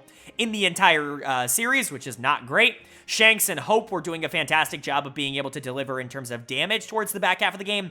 Even Shanks on the Annie, which not necessarily known as the biggest damage dealer in the entire world at the pro level, was still an incredibly valuable asset for WE. And then of course, Hope on something that can just, play the mid-game really strong, like the Kai'Sa is always going to be relatively good. Wandy was setting up a lot of good plays on the Rel and on the Alistar. This really was just an absolute slaughter from WE, a lot of it being generated from that jungle position, just generating a ton of pressure in the early game, and, it's really, really good to see. This team's actually looking relatively good right now, which is nice considering a lot of the other teams in this bracket of, 7 to 10 are kind of questionable, and I think that's where WE is going to end up figuring itself out. And then for Rare Adam on the other side, they're just not very good. As much as I really want this team to be good, they're not very good. Substitution alert. Strive was out for this one. Mole was in. Very weird decision here. I think this team really doesn't have a ton of playoff upside, and I think Strive definitely has a lot more longevity in terms of what I want to see from this team. If you're not really going for playoffs, then maybe you should go for trying to see what you have in some of your younger players, and Strive is definitely one of the more intriguing ones, even if he hasn't been nearly as good in summer as he was in spring, in my opinion. But Mole was back in here, and, it wasn't very good. Nobody on Rare Adam was really all that good. Mole was far from the problem in these 2 games, but the top side of the map was utterly destroyed. Leon is going to get dud of the series. No-brainer, and honestly, I know that there are a lot of people out there that still are, believing in Leon as a player that can genuinely be a good jungler here at the LPL level if given enough talent, but I'm pretty much at the point where I'm giving up on him as an LPL caliber jungler. I'm at the point where I'm like, I think you should just go in a different direction. I don't think there's a lot left to see in Leon that we haven't already seen. We've seen the best of him, and the best of him can be a pretty good jungler, somebody who can be, you know, really good in the early game, but is very inconsistent, especially from game to game. I think Hang is actually a relatively good comparison for what Leon used to be at, like, his absolute best, but now he's just not that anymore. He's not even having good early games anymore. He's been a really bad jungler for this team across the entire split, and I think, you know, there's really just not a lot left for me to hang on to in terms of upside when it comes to him as a player. Xiaoshu was really bad in this series, 0-8-0 across 2 games on Gnar. It's just never really what you want to see. Asuman Balan kind of got run over in the bot lane trying to play Draven 2 games in a row, and so Rare Atom, not really a ton of positive takeaways here for them, but this is a team that has consistently looked worse and worse basically every week as we move throughout the split. They've never really felt like a complete team, and I think nothing has really changed here, especially with Mole in the mid lane. I don't really see a lot of upside for this team moving forward, and I really don't expect a lot of the rest of their results to be much different than this one. But for WE, it's a nice win. Again, they're in that like 7 to 10 range where they're really going to try to compete to be a team that ends up getting out of the first round in the playoffs. I'm not sure their potential and their upside is much higher than that at the current moment, but at the very least, this seems like a team that should be a lock for a playoff spot if they continue playing the way that they are right now, which is certainly better, I think, than what they really had over the past couple of years. And then moving on to our third series here of day number 4, and it was a good one between 2, 3, and 9 teams. We had ThunderTalk Gaming taking on Invictus Gaming, and ThunderTalk is going to be able to pick up another 2-0 win here. Really, really good stuff. That's a 2-0 week for them so far. They're not done yet. We'll cover them later in the week as well, but man, it is just so good to see this team finally start to live up to at least a little bit of the potential that we all knew that they had going into the split. Obviously, they were so good in spring, at least in comparison to a lot of the other teams that they're now being compared to, and it's just been a really disappointing kind of circumstance to see them fall off so hard. We have not once at any point seen the core group of 5 players that ended up getting them into playoffs last split, but I think this group is starting to work out, and in particular, I think the 2 carries on this team are specifically starting to work out, and I think that's really important. But the one player that's just been good all split long and basically all year long, Ucal in the mid lane, he's been phenomenal. He's going to get player of the series again here for ThunderTalk. 21, 1, and 11 for TT in this series. He was awesome in both games on the Tristana. I think this champion is crazy strong right now in the mid lane. As somebody who plays her in solo queue, like, Tristana's really freaking good right now, and I'm surprised that it's not the highest prio mid laner in the entire game. I understand facilitating can be a really big deal, especially when there are a lot of strong marksmen, but we're kind of moving away from the hyper-scaling marksman meta. We're seeing a lot more of things that can come out in the early game and be a little bit more proactive, and I think Tristana in the mid lane is certainly something that I would expect to see rise in popularity basically in every region as we continue moving on in the patches. Look at what Ucal was able to do in this series. He had permanent prio. He was so strong, and, you know, obviously a lot of credit to him. He was fantastic. We'll get to his opponent in a little bit, but he was by far the better mid laner in this series. But I think he really did pilot that champion at a very high level, and Ucal, like, very sneakily is, like, one of the best mid laners in the entire world at the moment. I don't even think that's really all that controversial of a statement to say at this point. He really has been that good. I don't know if you could name me 5 mid laners that are playing, like, objectively better than Ucal. Like, he's not obviously been perfect, but he's been pretty damn good in almost every single game, and it really does feel like this is the Ucal that we were promised, like, 5-6 years ago. I'm not saying he's never lived up to, like, this kind of hype, but, like, he's really, like, become one of the best players in the world consistently for a team that really has not paid it back out for him. So really good to see him play well here. Everybody else on ThunderTalk also played well. 1xN is really finding his groove right now, and I'm really happy to see that. As much as I do like Huanfeng, and I still really like Huanfeng, and I think it's an absolute travesty that he is not starting in the LPL. 1xN is clearly also a starting caliber AD carry. It's a good problem to have 2 very good AD carries, but it's nice to see that this bot lane is finally starting to have some chemistry. I think a lot of the pressure has been taken off 1xN in particular, and I think he does well with that. Yao Yao on the Blitzcrank, I think, is starting to be a little bit more proactive. Hoya didn't die the entire series on 2 games of Poppy. Beishuan is way better than people give him credit for, especially as a facilitator for Ucal in terms of the 2v2 skirmishing in the early game. ThunderTalk is really starting to find its niche in terms of how it wants to play the game, and a lot of it is going to be through its superstar mid laner. And I think that really could be an interesting thing. You know, as much as we talked about ThunderTalk season being over, they're 4-0 4-9, and that's technically not out of the playoff race at the current moment. So interesting developments happening. And then for Invictus, this team's just not very good. Like, there really isn't all that much else to say. They got blown back in this series. This was not particularly close. Game 2 was not a good one for basically anybody on Invictus, most specifically Cryan in the mid lane, who's going to get my dud of the series. Remember when Annie was like his main pocket pick at Worlds for RNG, and, you know, people were banning it in a meta where nobody was playing that champion? Well, Annie has been super meta all year long, and Cryan has been horrendous at it. So I have no idea what happened between then and now, but he can no longer play that champion. It's just not on the board for him. He was far from the only player to play bad, but he certainly was the player who played worse. It was just always out of position, no damage coming out, no setup coming out. Cryan just had a really bad series, and it's going to happen every once in a while, but he's been relatively consistent for IG, so that's unfortunate. Tianjin, you know, was bad. He plays pretty poorly from behind. Went for the more aggressive route again in game number 2, and that has just proven not to work for Invictus. Almost every single one of these teams' games that, you know, they have looked relatively good on, it's been him on a tank, and so I don't really know why they keep going back to these more aggressive picks, but it'll be interesting to see if that's a trend that continues. On and Wink were just relatively ineffective in this series. The Kaisa never really got to the point where she could scale, and Wink wasn't nearly aggressive enough on the Rakan to make up for it, and then You Should Know Me was basically irrelevant in the top lane. This was a jungle mid-gap almost entirely on the side of ThunderTalk, Beishwan, and Yukal playing well, and Tianjin and Cryan getting absolutely destroyed in that matchup. It's okay. Invictus is not really a good team. They're underperforming their expectations, and, you know, that miracle almost playoff split from from spring, it's just not going to be repeatable. It turns out that the talent level of this team was a lot closer to what we thought in the preseason than what they showed in the spring split. So for Invictus, they're just not very good, and especially not consistent, and I think when they go up against especially an aggressive jungle mid duo, they're just not going to be able to hold up. And then for ThunderTalk on the other side, this team is starting to find its groove. I don't know if it's too late in the split for them. They're still obviously in the playoffs, but they basically have to completely win out, and they have to hope that another team ends up losing out in order for them to make that spot work. But technically it's possible, and honestly, they're in really good form right now. I feel like we say this every single split, but I guess it really is time for the annual or the biannual ThunderTalk late season surge.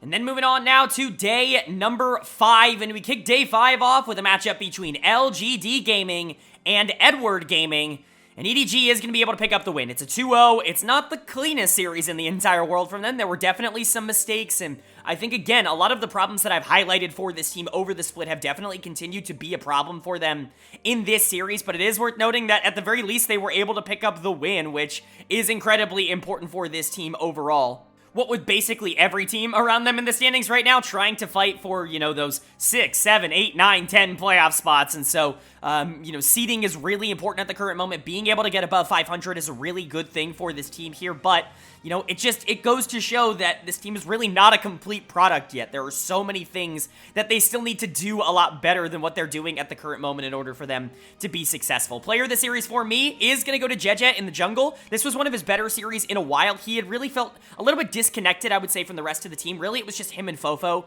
that were playing well, and that kind of goes back to Jejet's roots. When you think about him as a player, you think about someone who loves to spend his time mid lane and who loves to put pressure towards that part of the map and then try to expand it elsewhere. That has definitely been the case for EDG over the course of this year. Fofo has received a ton of resources from EDG, and I think he's done relatively well with them, but Jejet continuing to do that here. A really good Maokai game in game 1, a pretty good Poppy game, I should say, in game number 2. He just felt like the most active player on the map, and I think that was really important for the team. If he's going to be able to win consistently in the early game, even against a good jungler like Meteor, someone who I think has earned a lot of goodwill from the community over the course of not only this split, but his entire career, basically. If he's going to be able to win in the early game pretty consistently against players like that, this team's going to be in a much better position, because him spreading resources over to the mid lane and getting players like Fofo, or, you know, hopefully at some point Uzi ahead, it's going to be really good. You know, we'll talk about Uzi in a second. He wasn't particularly good in this series, and I don't even think it was his fault. I'll go ahead and talk about that actually now.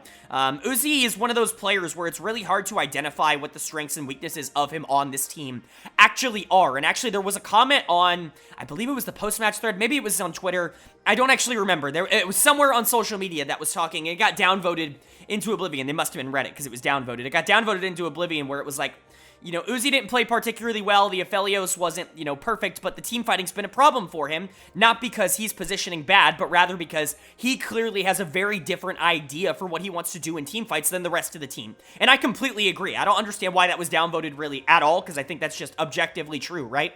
Uzi's not getting peel from the rest of the team because he's stepping super far forward. He's playing really aggro, and the team clearly doesn't want to play as fast as he does. It feels like there is just a disconnect in terms of how they want to play the fights, and it's something that I've talked about in general with specifically Uzi and Mako, and that was definitely still there in this series.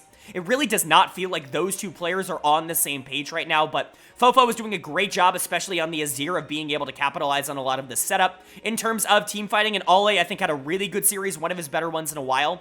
And so Uzi stepping down, especially in that second game on the Aphelios as like basically the third damage dealer on the team, I think was okay because you had so much else going on the roster, but there really are a lot of question marks here that give me, they don't give me a lot of confidence that this team is going to be one of the best teams in the entire LPL, which they absolutely should be. But Jeje and Fofo and Ale, I think, had really good series overall.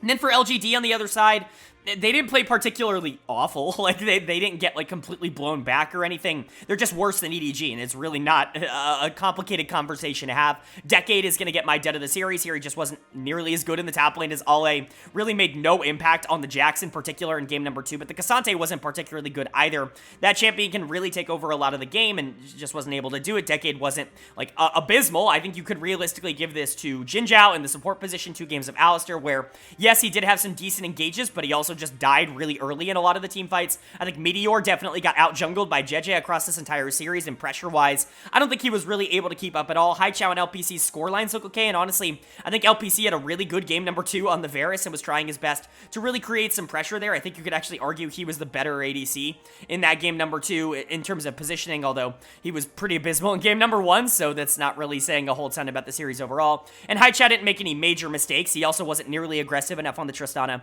or the Akali to create a lot of plays, and Fofo was definitely out pressuring him. But for LGD, this is just kind of what a number 17 team is going to look like against a team with as much talent as EDG. Even though they're really not able to put it together at the current moment, LGD just doesn't have the talent to be able to capitalize on the mistakes that EDG are making, and that was really the case in this series. And like I said, for EDG, if they can figure it out, if everything can come together, they've shown the ability to play at a very high level, a potential top 4 level. This is a team that obviously has aspirations of going to Worlds, but just right now, I don't see it. It's very, very difficult to convince me that this team is in a state where they're cohesive enough to beat any of the teams in the top 6, who all feel incredibly strong right now. So yes, this is a very good win, but honestly, it keeps a lot of the questions that we had before the series anyways.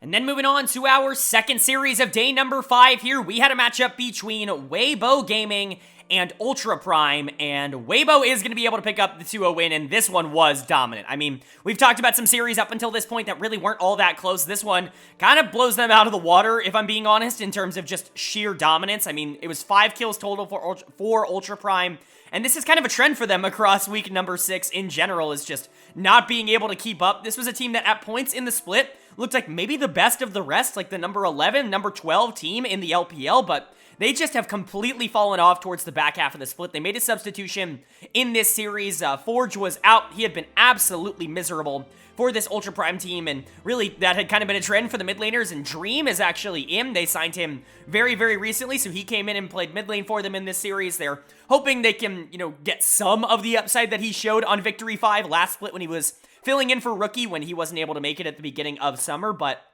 it wasn't a great split for him in spring on Ninjas in Pyjamas, and so they're hoping to get some of that form that he had in 2022 back, but Weibo just shutting that down pretty early on, and it was a lot of the players that you would expect from Weibo. Basically, everybody stepping up. Player of the series for me is going to go to Crisp in the support position. It felt like those engages coming out from both the Leona and especially the Rel were just phenomenal from him. Really consistent series overall, and I think that's why he's going to get player of the series. I think a player like Xiaohu probably had higher highs, especially on that Tristana.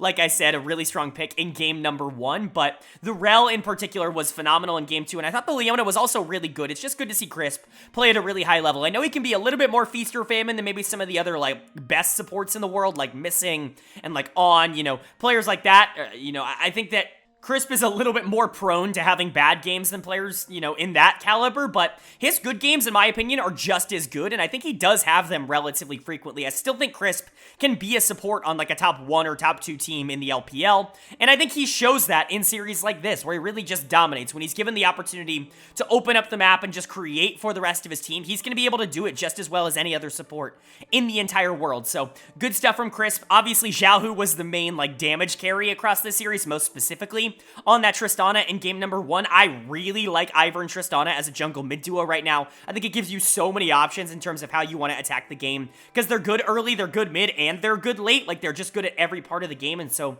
if you want to surround them with team fighters like the Ornn and the Kai'Sa, you can. If you want to surround them with maybe early game threats and try to take over early, you've got the pressure to be able to do that, and so very interesting combination, and I think Xiaohu in particular played it really well. The Azir was a little bit more questionable in game number 2. Not that it was awful, he still played really well, and was definitely better than Dream in that second game, but it is worth noting it wasn't as good as that game number 1, which is why he doesn't get player of the series, but another good series for Xiaohu. He's been relatively consistent throughout the split. Maybe not as consistent as Spring, but still good. Weiwei was awesome. Love the Ivern in game number 1. The Sejuani was also really good in game number 2. Had full pressure, was definitely the better jungler. The Shy actually had a very good series, dominated Harry in lane, and again, this is kind of Harry's weakness, is he's not very good in lane, and the Shy, who's been relatively inconsistent, absolutely bodied him in this series, and so not a particularly good role there for Ultra Prime. And then Light was really good. He mostly capitalized on things that Crisp and Xiaohu and Weiwei were creating, but at the end of the day, you're Kai'Sa, and that's your job. You don't really have to create on your own as long as the rest of the team is doing well.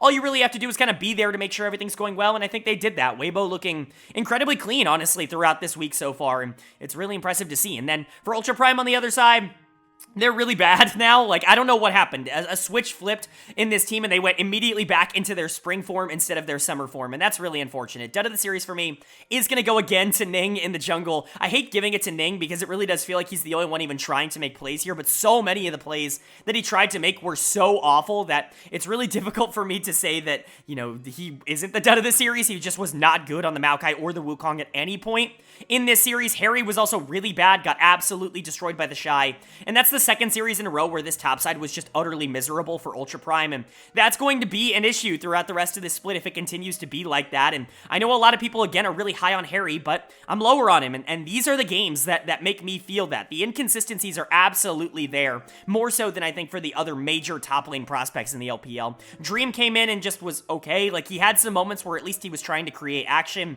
and him and Ning looked like they were, at least trying to play together, but he was just so outclassed by Xiaohu that it really was never going to be all that close. Doggo and Sword Art didn't really do anything across this entire series, and so for Ultra Prime, they just look completely outclassed at the current moment, and that's definitely disappointing. This team that at one point looked like it might be a sneaky contender to make playoffs if everybody else continued to disappoint as much as they were, is now just completely in freefall mode, and they look like an utterly disastrous team. And then for Weibo, this is, at the moment, a top 4 team in the LPL, in my opinion. They look good. I know they're inconsistent. I know they're going to lose some games that they absolutely shouldn't, but it's just hard. It's going to be hard to bet against them in terms of talent when we get to the playoffs, and so I'm going to be interested. This is a team that has historically underperformed when we've gotten to playoff time. Going to be interesting to see if this team that can be very feast or famine is going to continue that trend or break it and finally allow Weibo to get to the place that they've wanted to be for a little while.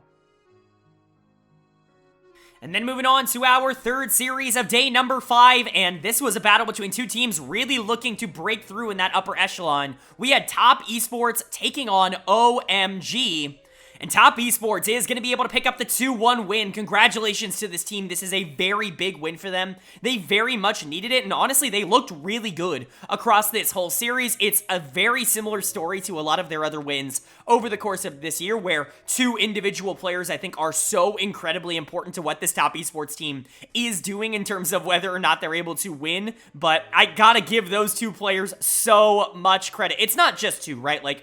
Everybody on this team played well in this series, and we'll talk about all 5 members, but when I have talked about Top Esports over the course of this split, in almost all of their wins, right, this is their 10th series win of the split, I have mentioned 2 names so much more than others, and they have been Jackie Love and Tion. They really have been the 2 players that, when this team wins, step up and look really good. Now, obviously, Tion can be a little bit inconsistent. He can be a little bit, up and down in some of their losses, but I still think he's been much more a positive for this team than a negative over the course of this split. He's been a top, 3, 4 4-ish jungler, like probably at the worst across this split so far, and my player of the series, Jackie Love, is probably the leading candidate to win the MVP award right now in the LPL. He's just been phenomenal. 18 kills on Kai'Sa in game number 3. Are you kidding me? He was absolutely absurd in this series. I believe that's the LPL kill record. Just something crazy. He's been playing out of his mind the entire split. It feels like he really is unlocked and playing with something to prove.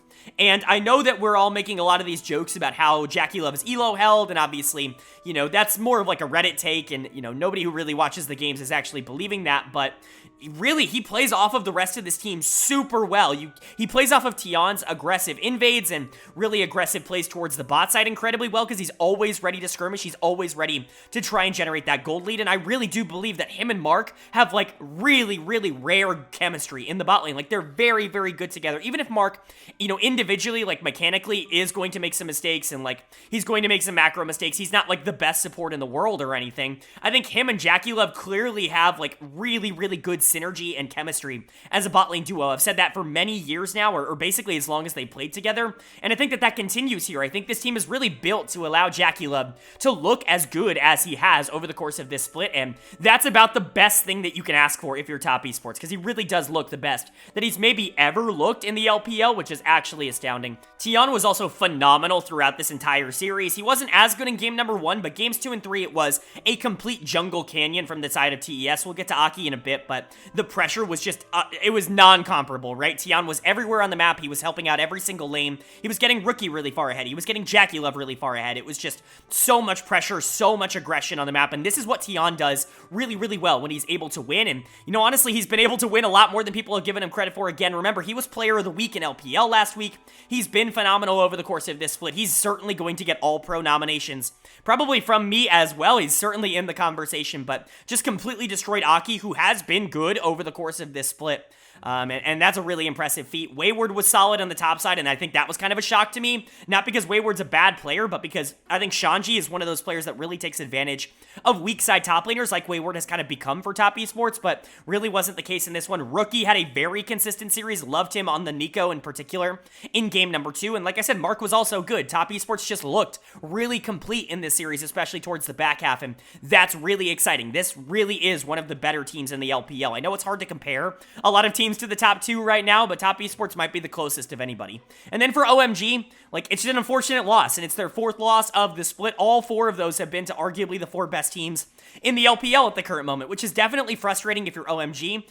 They're probably rightfully kind of gaining the reputation of being good but not great, and I'm definitely concerned about that. That's the reason they've been at number 6 in my power rankings literally since day number 1. They have not moved since the beginning of the split. They started the split at number 6, and they have at no point in any week moved from number 6, and that's because it really does feel like they're kind of the gatekeepers. They're going to be better than the good teams in the LPL. Teams like RNG, teams like EDG, teams like WE, right? They're going to be consistently better than them, but are they going to be able to compete with teams like Top Esports, teams like, you know, LNG or Weibo, or that tier that's like right above them? It just doesn't feel like they're going to be able to do that consistently, and that was kind of the case here. Dead of the series for me is going to go to Aki in the jungle. Just got completely blasted in games 2 and 3. I really like Aki as a player. I think he definitely has stepped up his game a lot and his consistency a lot, but this series was absolutely not it. Tion was so much better than him towards the back half, but Abel and PP God were miserable towards the back half of the series, even if they were both phenomenal in game number 1. In particular, Cream has just kind of been nothing for this team. He's not really been a good or a bad thing for this team over the course of the split.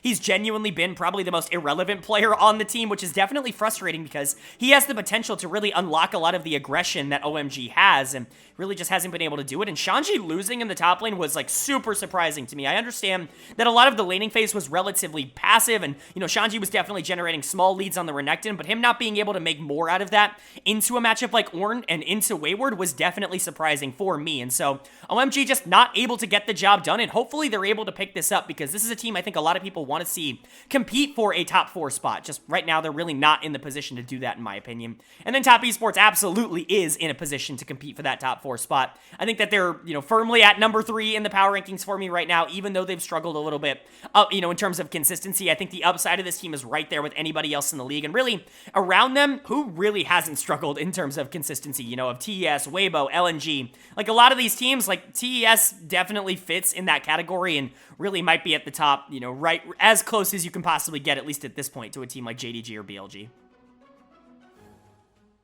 And then moving on now to day number 6 here in LPL week number 6. And we got to kick off this 6th day with a matchup between Bilibili Gaming and Ninjas in Pyjamas that BLG was able to take 2-0. Again, this team just looks so much better than basically everybody else that they're running into at the current moment. The top 2 in the LPL are so deadly and so destructive at the current moment that honestly I find it hard to see a lot of teams competing with them consistently over the course of basically the entire year, right? With how well they're currently doing. BLG has upgraded so much into being one of the best teams in the world. They only have 1 series loss on the entire split, and it is to JDG. This is one of the most dominant splits we've ever seen, and I still don't even have them at number 1 in my power rankings. That's how absurd the top of the LPL is right now. But let's go ahead and go over this series. Player of the series for me is going to go to Bin again in the top lane. He's really like re-emerging. Not re-emerging, because we've always known I had him ranked as my number 1 top laner going into the split. It's not like it's a surprise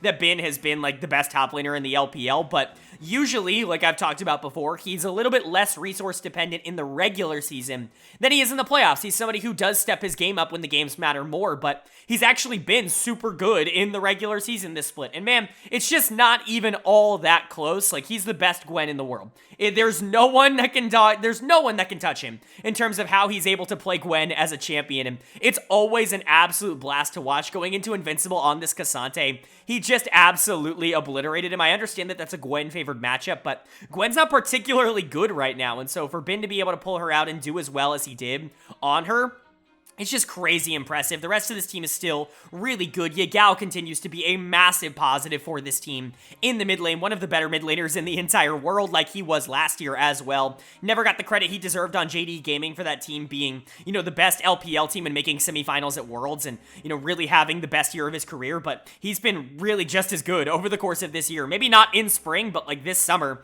he's been just as good as he was basically at any point in summer of last year, which is crazy impressive. June has really emerged as one of the more interesting junglers in the entire world. Elk and On are phenomenal. On in particular on this rel is just everywhere on the map. His engages were absolute perfection. Bin and On were the 2 standout players from Bilibili in this series. And, I don't mean to brag a little bit, but that's probably the take that has aged maybe the best of almost anything that I've said on this channel. There are a lot of good takes that I've said that aged well. Of course, there are bad ones too. You can definitely point those out. But I think one of the takes that has aged the best is how high I was on when he was a rookie back early on, the Suning days of Weibo Gaming, when he was kind of the replacement for Sword Art, who went over to North America, and even when Sword Art came back, he was starting over him, and people were frustrated. I was always like, no, actually, On's really good. He's really fun to watch. I think that's one of the takes that has aged the best, because he really is one of the top, at worst, 3 supports in the world at the current moment, so really, really good stuff. Him and Elk have phenomenal chemistry. Elk has been fantastic for this team. BLG is just clicking. There really isn't a lot else to say. This team looks really good. And then for Ninjas in Pyjamas on the other side, they're a good team. They're not a great team, though, and Bilibili certainly is a great team. They just were never going to be expected to be able to keep up in a series like this. Dud of the series for me is going to go to Zhuo in the support position. Just not a particularly good one from him. On was so aggressive and so active on the rel that really the Alistair nor the Nautilus were ever in a position to actually engage and create like the champions really want to do, and so Zhuo was just completely irrelevant throughout the entirety of this series. The Ninjas in Pyjamas bot lane has been pretty bad over the course of this split. I wouldn't say that they've been like the single worst bot lane in the league or anything like that, but they certainly have not been a strength of NIP. They've won pretty much all of their games through really good jungle play with Shadow, and then Angel stepping up and actually being a really dominant primary carry for this team. But, when Shadow and Angel don't win like they did in the... Well, Angel was okay. I don't want to take away from Angel, but when Shadow just isn't, doing well in the jungle, when he has no pressure, when he's really not able to do all that much, you get a series like this, where NIP really has no idea what to do in the mid game, and that was unfortunately the case. Like I said, Shadow was outplayed, Zhuo was outplayed, Invincible in the top lane on 2 games of Cassante was relatively outplayed, got the Gwen pick to completely just kind of throw off basically everything that he wanted to do, and Bin obviously is just a better player, but Invincible was not good, Shadow was not good, Zhuo was not good, Angel had a couple of good moments on the Ahri, and I think Photic was alright, like he was able to deal damage, especially in that game 2 on the Xayah, where it did feel like he was at least trying, but He hasn't been the most consistent player over the course of the split, and so for NIP, it just kind of felt inevitable that this was the outcome of this game. Really not the best nor the worst thing that we could have expected, just kind of the expected outcome. For BLG, though, this is one of the best teams in the entire world, top 2 in my opinion at the current moment, and I think they only continue to get better. Basically, everybody on this team has become world-class very, very quickly, and I think for BLG fans who have suffered for a very long time, that's probably the best possible outcome. And then we get to move on to our second series here of day number 6, and it was a battle between two teams that are actually really, really close in terms of the standings right now. We had Team WE taking on Royal Never Give Up, and RNG is going to be able to take the series 2-1. Very nice win for them here. It's always important, especially down the stretch right now, to be able to pick up wins against the teams that are right next to you in the standings. Obviously, not just for seeding purposes and for positioning in terms of the standings and making sure that you're, locked for playoffs, which obviously RNG would like to do. And they're in a relatively good spot now with 7 series wins on the year, but also because this absolutely could potentially be a first-round playoff matchup if things continue to move in the way that I think a lot of people are expecting. And for RNG to be able to pick up the series win and kind of prove like, hey, we can beat you. We're the better team. Between the two of us, it's a nice confidence builder, I think, moving in to the back half of this split. But let's go ahead and talk about what ended up happening. For RNG, player of the series for me is going to go to Breathe in the top lane, and this was not a particularly difficult decision. Breathe was definitely the best player in this series, and that's a really, really good thing to say. I know a lot of people have been a little bit out on Breathe, or at least a little bit more out on Breathe, and they certainly have never really given him the same kind of credit that he's deserved compared to a lot of the other top laners in the LPL that I think have, historically gotten a lot of attention and historically gotten a lot of praise, rightfully so in that vein. But Breathe is still a really, really good player. I know Wei is kind of the player on this team that everybody looks at and goes, he's the veteran, he's the glue piece, he's keeping it together. I've seen people put his name in the MVP conversation, which again is absurd. Don't do that. But Breathe has also been really good for this team. He's definitely helped fill that role a lot, and I think Breathe being as good as he was in this series is a big reason why RNG was able to take it. Wei was also really good. I don't want to, take away from what he was able to accomplish in this series, but Breathe was definitely the one I noticed more. Wei was especially good on the Viego in game number 3. Really was able to generate a lot of early aggression and a lot of early pressure, which when Hang loses that on the other side of the map, it's a lot more difficult for him to be able to win these games. The Poppy game for Hang in game 2 is also not very good, but Wei in general, in both of their wins, I think definitely was the better jungler. Now, he wasn't quite as good in game number 1, which definitely is, something worth noting, but Breathe was definitely there to dominate on the Fiora and then on the Cassante as well. Both games, really, in games 2 and 3. So top side of the map looking good, and when that's the case for RNG, they're often going to win, because as much as I like Tongyuan and LP, and I do think that they can be really good pieces, and they're more than capable as starting caliber, players in the LPL, they're not exactly players that are pushing your team over the limit, right? Tongyuan has been really good on these more facilitative mids, things like the Annie, things like the Ahri, but when you put him on something that has to have a little bit more of a focus on dealing damage, he's not been quite as consistent, and that's certainly something that at the very least is worth pointing out. And then for LP, he's a good AD carry, he's just not a great AD carry, right? Even going up against Hope and Awandi in this series, it definitely felt like Hope was a little bit more aggressive, which is strange, because that's kind of the problem with Hope, or at least that's kind of been his problem over the course of this split, is the early game, not really playing nearly as aggressive as he needs to. And so for LP, I thought it was okay, right? Tongyuan was good, especially towards the back half of the series, making sure to set up both Wei and Breathe to be able to play the game. But, the bot lane, I think, was definitely a question mark. I know a lot of people don't like Lumao. I still think he's pretty damn good, probably better than, I would say, most of the LPL supports. He's somewhere near top half or right in the middle, I would say. He's just an average support. He's going to be caught out being a little bit aggressive two times, or a little bit too aggressive sometimes, and that's kind of okay for me. I would rather you be too aggressive than too passive, in my opinion, but, some of those engages aren't going to be very good, especially when the rest of the team is not on board, but, the engages that are good, I think, are really good from Lumao, and so that's worth noting. I know the internet definitely hates him, and Reddit has just completely turned on him as a player, but he's serviceable. He's fine as a player. I thought he was more than fine in this series. And then for WE on the other side, dud of the series for me was actually kind of difficult, because I don't think anybody particularly played awful. I'm going to give it to Cube in the top lane, again, just because I felt like he got outplayed, really. That was probably the one matchup that it most felt in favor of RNG individually, like in the one-on-one or the 2v2. It really felt like top lane was definitely RNG favored, and that's frustrating. I think Cube didn't have a particularly good week. I think he's been very good for this WE team over the course of Summer Split so far. I think his addition has really solidified a lot of the problems that WE had in Spring Split, and so, to see him struggle this week is definitely frustrating, but he did play against some really good top laners, and so you don't want to overreact too much. Hang was really good in game number 1 on the Vi, and then games 2 and 3 were pretty much a disaster for him. He was really good across the rest of this week, arguably one of the better players in the LPL before this third and final series, and so I'm not going to look too deeply into the fact that he didn't play as well towards the back half of this series. It's just worth noting that Wei was definitely better and had a lot of pressure, and when Hang does lose that early pressure, he doesn't look nearly as good. Shanks had a miserable game number 3 on the Sylas, but otherwise was actually pretty good on the Annie throughout the rest of the series. And then, like I said, Hope and Awandi were actually pretty positive, especially Hope, who was playing aggressive on the Xayah, and that's exactly what I wanted to see from him. I was really kind of complaining about him as a player, as somebody who wasn't playing aggressive in the early game, who really needed to play these more scaling-oriented hyper-carry marksmen in order to be as successful as he was last year. But, if you can perform like this on Xayah going into something like Varus, that's going to be a much better, I think, formula for success for this WE team. So hopefully, not only can they take that, but they can translate that into some wins. So overall for WE, they're fine. They're exactly who we thought they were. And honestly, RNG are also kind of who we thought they were. Both of these teams are probably right around that number 8, number 9 spot in terms of, power rankings. And I think both of them proved that here. WE put up a fight, but at the end of the day, RNG was the better team. And I think the experience from their veterans definitely carried them over the top.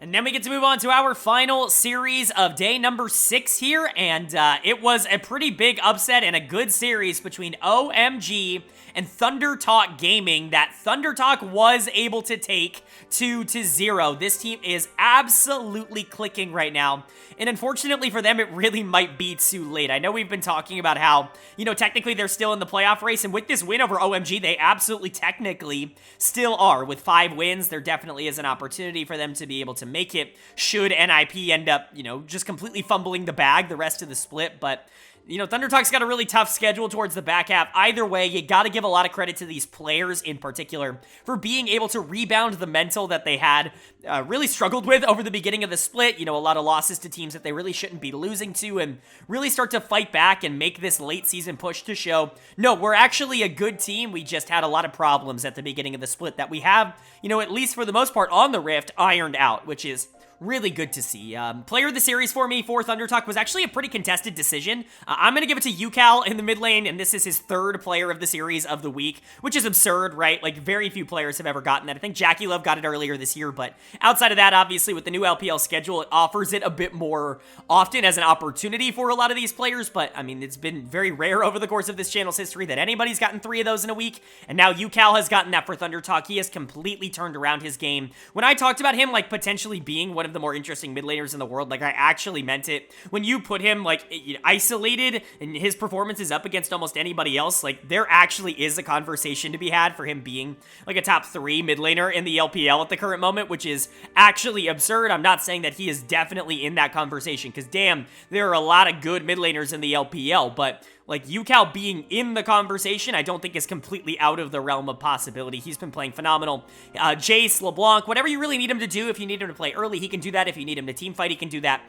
It really is just, like, a complete game for UCal, and it's really, really fun to watch. And then 1xN also was spectacular in this series, most specifically on the Kai'Sa in game number 1. Both of those two were the big carries for ThunderTalk throughout the entirety of the week, and both of them, I think, showed that they are really, really good players at this level. 1xN was someone that I doubted in a little bit at the beginning of the split. I knew that he had upside. I always talked about the upside, but I didn't know if it was better to play him right now for a team that was trying to win, especially because you knew you had, a top 6, top 7 AD carry on the bench, but he's actually been really good for this team. I'm not going to say that he's better than Huanfeng, because it's just hard to know where Huanfeng is at. He's barely gotten a chance to play for this team over the course of this split, and he was really good last split, and he was really good last year, and so, it's hard to compare those two, in my opinion, but 1xN is definitely a top 10 AD carry in the LPL, and he continues to prove that when the rest of the team is performing well, when he's given resources, he can pay them back out, 10 times, which is all you really need to do as an AD carry. That's your role, and he performs it incredibly well. Beishuan has been, like, very quietly awesome for this team this week. I know, again, people don't like Beishuan because they love Zhao Huangren, and people just want to see him in the starting lineup, and nobody really cares, but Beishuan is really good as well. Like, it's okay to say that. It's, you know, it's okay to be like, Beishuan's good, and Zhao Huangren is also a really high potential player. I think both of those things can be true, and both of those things probably are true, but Beishuan was really good throughout the week, was dominating jungle matchups, was consistently getting ahead early because of his pathing, and was setting up his carries to do really well. Hoya had a pretty decent series. Yao Yao was engaging really well, even if I still don't think he's exactly back to the form that he was on in spring and especially in summer of last year. But worth noting that ThunderTalk has now gone on a kind of a late season surge in 3 straight splits, and Yao Yao has done it having entered the lineup without starting the split as the starting support 3 splits in a row. And he's done it with 3 different AD carries as well. Kepler in summer of last year, Huanfeng in spring of this year, and 1XN now in summer of this year. So pretty crazy stuff for ThunderTalk, a lot of fun storylines to talk about, but this team actually is really, really good, especially if UCal is going to continue to be like one of the best players in the league. And then for OMG on the other side, you gotta get concerned at some point, right? You know, you can excuse the loss to Top Esports. That's definitely something that you could have seen coming. You know, that team not being able to keep up, it's okay. But getting 2-0'd by ThunderTalk, like, that's not a good sign for OMG. And it certainly kind of reveals some of the problems with this team being high variance. You know, I've spoken really highly of Shanji, I think, throughout this week as a potential top 3 top laner, and I still believe that he's definitely in that zone, but this was a bad series from him. He's going to get done of the series here on, even on his signature, you know, Kasante, right? His Kashanji? How would you say that? I don't know. You guys tell me down in the comments.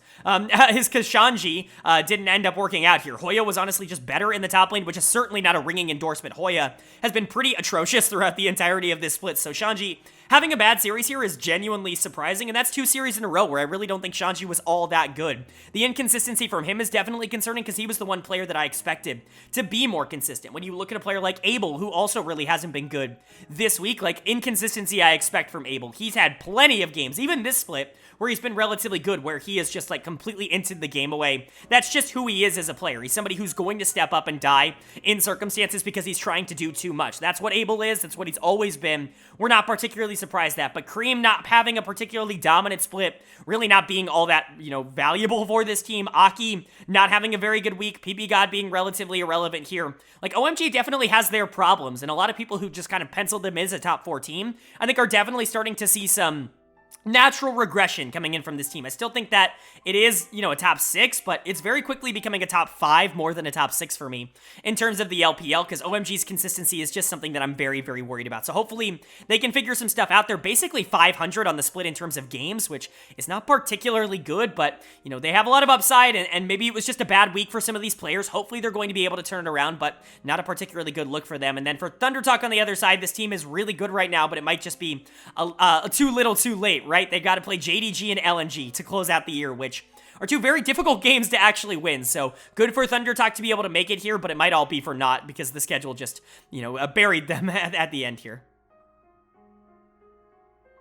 But now we get to move on to our 7th and final day here in the LPL in week number 6, and we kicked off day number 7 with a matchup between Anyone's Legend and Weibo Gaming, and Weibo was able to take another 2-0 win against a bottom-tier team. Now, this is not the Weibo that I have grown to love. The Weibo I grew to love would have lost this series in 3 games. They would have looked awesome in game number 1 and then gotten absolutely shit on in the final 2 games of the series. But no, Weibo's been relatively consistent throughout this split so far. Relatively, I say. They still have lost games to teams that they absolutely have no right losing to, but honestly, every team in the LPL has done that at the current moment, and so for Weibo, this is just a really nice win, and honestly, a lot of their players are in really good form at the current moment, which is really good to say. Player of the series for me is going to go to Xiaohu in the mid lane. He's been very underratedly good in summer so far. I know a lot of people talk about the spring Xiaohu, like, meme, but that hasn't been the case in many years, right? Like, that was more of an early career thing, I would say, and especially in the last 2 or 3 years, I would say he's been relatively good in summer. He's definitely been very, very good in spring, and so I understand the King of Spring moniker, but it's not like he gets bad in summer, and I think he's been good this split. He was really, really good in this series. That Jace game in game number 2 was actually devastating, but the Annie game in game 1 was also fantastic. It really goes to show that Xiaohu can still play these more facilitative type mid laners. That's kind of been the question mark for Weibo, I would say, over the course of this split. is that Xiaohu looks a ton better when he gets these more aggressive, Jace, Tristana, things like that he can be a little bit more, in your face on, that he can get resources with and win early. And I don't think he's been as good on things like the Annie that have been a little bit more, let's move around the map and let's play with the team, which has kind of always been Xiaohu's like style. So we're not particularly surprised to see it, but he was really good on the Annie in game number 1, and he was just as good on the Jace in game 2. So really good performances coming from him, and that's really important. The Shy, I think, is going to get a lot of notice for this series. Brought out the Quinn. He's played a lot of Quinn over the course of his LPL career. And, I think LPL in general loves this pick in the top lane as a counter to, Renekton in particular, which is basically always meta. So Quinn's always going to be relevant, at some point, but the Shy was really good in that game number 1. Was pretty decent on the Cassante in game number 2. Still probably getting a little bit more recognition than I would personally give him. I think the Quinn game was good. I think the Cassante game was whatever. But, it's good to see the Shy not playing poorly. I think that in general deserves a mention because it's really not been the case over the course of 2023 so far. Weiwei was relatively fine on the engaged junglers, although I think he went a little bit too deep sometimes. But that's going to be the case for Weibo's junglers. Honestly, he's been almost exactly what Karsa was for this team last split, which I think is more than fine. He hasn't been quite as volatile. Karsa can sometimes have much worse than what Weiwei has offered, but I think Karsa also had some better games than what Weiwei has offered. I think he's been a nice middle ground for what Karsa was for this team last split, and I think he's definitely helped. Light and Crisp are just really good. I already talked about Crisp being a really good engaged player, and I think he definitely continue that here. And then Light's just very consistent. He's never really going to make any sort of major mistakes, and he can be relied upon to win you games towards the back half. But really, this was Xiaohu stepping up and being the main focal point carry, and then a nice little game from the Shy on Quinn in game number 1. And then for AL on the other side, I mean, this team had a miracle week in week number 5, and it all came crashing down in week number 6. Definitely unfortunate, but this is a lot more, what they were before that awesome run that they had against some of the bottom teams. They had a really tough schedule, so I don't want to hold it against them too much, but not a particularly good week for them overall. Dud of the series for me is going to go to Zora in the support position. It felt like he was definitely the most inconsistent player across both of these games. The Braum game was not good. The Nautilus game was not good. And honestly, the last couple of weeks, Zora has not been very good, and I'm pretty out on him as a player. I kind of liked him going into the split. He was someone that had shown, relatively interesting things. Maybe not a lot of great stuff, but interesting things on Rare Adam and on Rare Adam's LDL team in the past, and I liked his tape, but it just is not translated here to the LPL. He's been really bad for the most part this split, and I think that is something to probably keep a note for future reference. They still can't figure out which ADC they want to play, which is astounding to me, because iBoy has been garbage for this roster, and Ji Choi Yi has actually been, something, he's actually been able to output at least a little bit, but they played both in this series. Neither were particularly great, and Harder got outplayed in the mid lane for sure. He had a couple of moments where he was moving around the map and trying to be aggressive alongside Xiaohu, but it just wasn't going to be enough. Xiaohu was significantly better. And then ZDZ got absolutely blasted in the top side, especially in that game number 1 on the Renekton, got hard counterpicked by the Quinn, and just did not hold up. He did end up getting a solo kill in game number 2.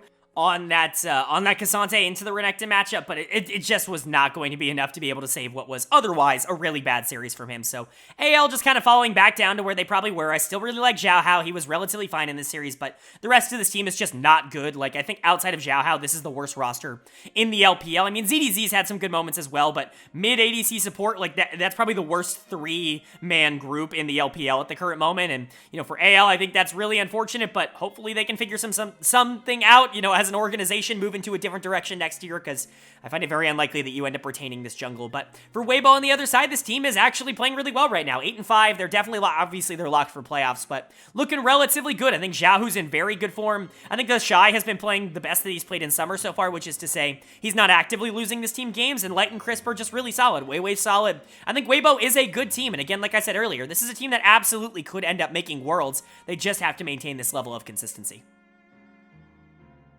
And then moving on to our second series here of day number 7, and we get another team that ends up locking their place in playoffs as we saw LGD Gaming taking on FunPlus Phoenix. And EDG is able to pick up the 2-1 series win, get to that magic number of 8. 7 probably would have done it as well, and lock themselves officially for playoffs. And really, really good stuff for EDG. Just got to be excited for this team because it really didn't look all that clean at the beginning of the split. It really was worrisome how they ended up performing, but Uzi came in, they still had some problems in terms of being able to connect and get everybody on the same playstyle, but this series I think was a lot better, again, against a relatively poor FPX team, and certainly not one that I have a ton of high expectations for, but at the end of the day, you were still able to do it, and that's really all that matters, so good for EDG. I think they actually looked relatively good across the back half of the series, even if they weren't supposed to drop game number 1 in this one. So let's go ahead and talk about it. Player of the series, there were 2 really good options for them here, but I'm going to go ahead and give it to Uzi in the bot lane, who was just a lot more complete over the back half of this series. I think that a couple of mistakes here and there, a couple of positioning errors, but that's really when you're just holding up an absolute microscope to his game. I think for the most part, he was more than satisfactory in this series, and you know what? He really was playing with the rest of his team. Probably for the first time this season, it really did feel like Uzi and Jeje specifically, like, actually had some sort of, like, synergy. Ale you could throw into that mix as well. Actually had some level of synergy in the team fighting phase, which is just not something that we've been able to say about EDG basically at all this year. And so Uzi having a really good one, I think, is really, really positive. He's really good at Kai'Sa. He's really only struggled on Aphelios so far this split. It's certainly something to keep in mind, but he's been very good at basically everything else. I was never really worried about Uzi's mechanics. I was just kind of worried about his mental, if he was going to take the game too slow, if, you know, there was a certain part of the game and a phase of the game that he was going to struggle at like he kind of did on BLG, but no, everything's just kind of working out right now, maybe with the exception of that team fight phase, but I don't think it's like an individual Uzi problem. I think it's just like a mental, like, how do we want to play the game problem, and a lot of it honestly was a lot better in this series, so that's good overall. The other player was Ale in the top lane, who had a really, really good series on 3 games of Renekton. Really good to see Ale stepping up towards the back half of this split. He was awesome in Spring, arguably the best top laner in the LPL. I think I did actually have him as first team All-Pro. It was between him and 369. I don't exactly remember which one I gave it to, but he's been largely irrelevant over the course of this split for an EDG team that has struggled. He's not necessarily been bad, but he certainly hasn't been pushing the envelope like some other top laners on some other lower tier teams, but he's been really good across this week in particular, week number 6, and he was going into Xiao Lao Hu, who, you know, for all the hate that I give FPX and for as much shit as I give Xiao Lao Hu, he's actually been pretty good this split. He had that really good week in week number 4. Hasn't exactly followed it up by being hyper consistent, but he was pretty good in this series, and Ale was honestly just better, so really good stuff from EDG. Those 2 players, you know, top and bot lane, really stepping up, I think is going to be a big positive for them overall, but you know, Fofo continues to be good on Azir. He's a player that you look at any Reddit comment section and you're going to see people saying this team needs to replace him instantly, when I actually think he's an all-pro caliber mid. He was an all-pro caliber mid in Spring, and you know, it's actually insane. I don't think people watch the games. That can be the only takeaway. Either that, or people are just blind Uzi fans and they want to blame anybody that isn't Uzi, and so Fofo ends up being the target. I understand maybe not loving him as a person off the Rift, but in terms of what he, you know, gives you on the Rift, he's been one of the best mid laners in the entire world in 2023. So, you know, the consistent comments that I'm seeing about him being the one that needs to be replaced on this team, absurd. Like, obviously that's just not possible. And then Jeje in the jungle was relatively good. A lot of good engages. Did actually struggle in the early game, basically of all 3 games, but was able to rebound in games 2 and 3 to team fight a lot better, and he did a good job of peeling for Uzi. I think in general, EDG just looked a little bit more consistent this one, and I think that that's a good thing. And then for FPX on the other side, couple of positives, actually, to take away from this series. I know people aren't going to like to hear this, but you can't blame this one on Hacker. This is certainly not Hacker's fault. He actually played phenomenal in this series, was awesome on the Kazakhs in game number 1, and really had better early games in both game 2 and 3 as opposed to Jeje. So Hacker having one of his more interesting and, like, actually good series in quite a long time, that's a really good thing to see. Xiao Lao, who had a couple of really good moments in the top lane, top side, in general, was relatively fine for FPX. Where the problems started to come in were bot lane, and that continues to be something that honestly has been a problem for FPX. At what point, I don't want to say at what point am I proven right? Because I know LWX is a fine player and Chocho's a fine player, and maybe in different circumstances they could be a little bit different. But at what point am I proven right that LWX is just not that guy anymore? Because I just don't think he's that guy anymore. He's way too aggressive. He doesn't necessarily have the mechanics to be able to back it up. Sometimes he's not aggressive enough. It feels like he's just constantly there. Like, he doesn't always make major mistakes, but he certainly isn't a superstar anymore. I don't think you could put him on a top 6 team and have him not be a weakness for them at this point in his career, which is frustrating. But done of the series for me is going to go to Chocho. He was not particularly good this week either, but the Nautilus, the Rakan, neither were really working for him in this series. Bot lane in general, I think, just lost relatively hard, and that's going to happen every once in a while, but they've kind of been the weakness for this team over the course of Summer Split, and a lot of people are surprised by that. I'm not. I said that in my preseason predictions that honestly I was not really going to be that shocked if these two really underperformed, because I don't think LWX has had a good split since spring of last year, and I think that's actually kind of continued to be the case. And so for FPX, it's a loss, but at least some of your players played well. Xiao Laohu and Hacker, I think, played well. I think Care was fine. Unfortunately, though, bot lane does feel like it is a little bit of a problem for this team right now. And then for EDG on the other side, like, they're good. Again, if they can just get their shit together consistently, they're going to be better than good, right? They're going to be better than top 7, especially with a team like OMG really struggling right now. There is an opening to try to get into that top 6. They're probably not going to be able to get in there by the end of the regular season, but if they can get their confidence to continue to build, and if they can start to get on a hot streak, then maybe we could see this team start to take off during playoffs. And that's going to bring us to our final series of the week here in the LPL in week number 6. And of course, it's the biggest upset of the week. We had JD Gaming taking on Invictus Gaming, and IG is able to take the series 2-1, because of course they did. Of course they won. Who really is all that surprised here? Invictus has already done this to LNG at the end of a week before. Now they get to do it to JDG as well. They have 4 series wins this split, and 2 of them are against LNG and JDG, which is just utterly incomprehensible to me, a pleb. And so, you know, congratulations to IG. Really, really happy for them. They're the upset team of the LPL here in summer, but, you know, for JDG, this is just another bump in the road, right? Like, I hate to say it, but, like, this means literally nothing. We've seen this team drop games to bad teams before. It's just kind of what they did in spring, and it all kind of came together in playoffs when they actually tried, and I really just think that that's what it was here. It felt like these players were playing way too aggro. They weren't giving any sort of respect to their opponents, and they lost because of it. Because basically no team in the LPL is bad enough where if you don't respect them, they can't beat you, and Invictus is definitely a part of that. And so we'll talk about this series, but I really think, like, outlook-wise, it doesn't really mean all that much for the grand scheme of things. Player of the series for me is going to go to Tianjin in the jungle. This is his best series as a member of Invictus Gaming in the LPL in 2023. Really, really good stuff coming in from him.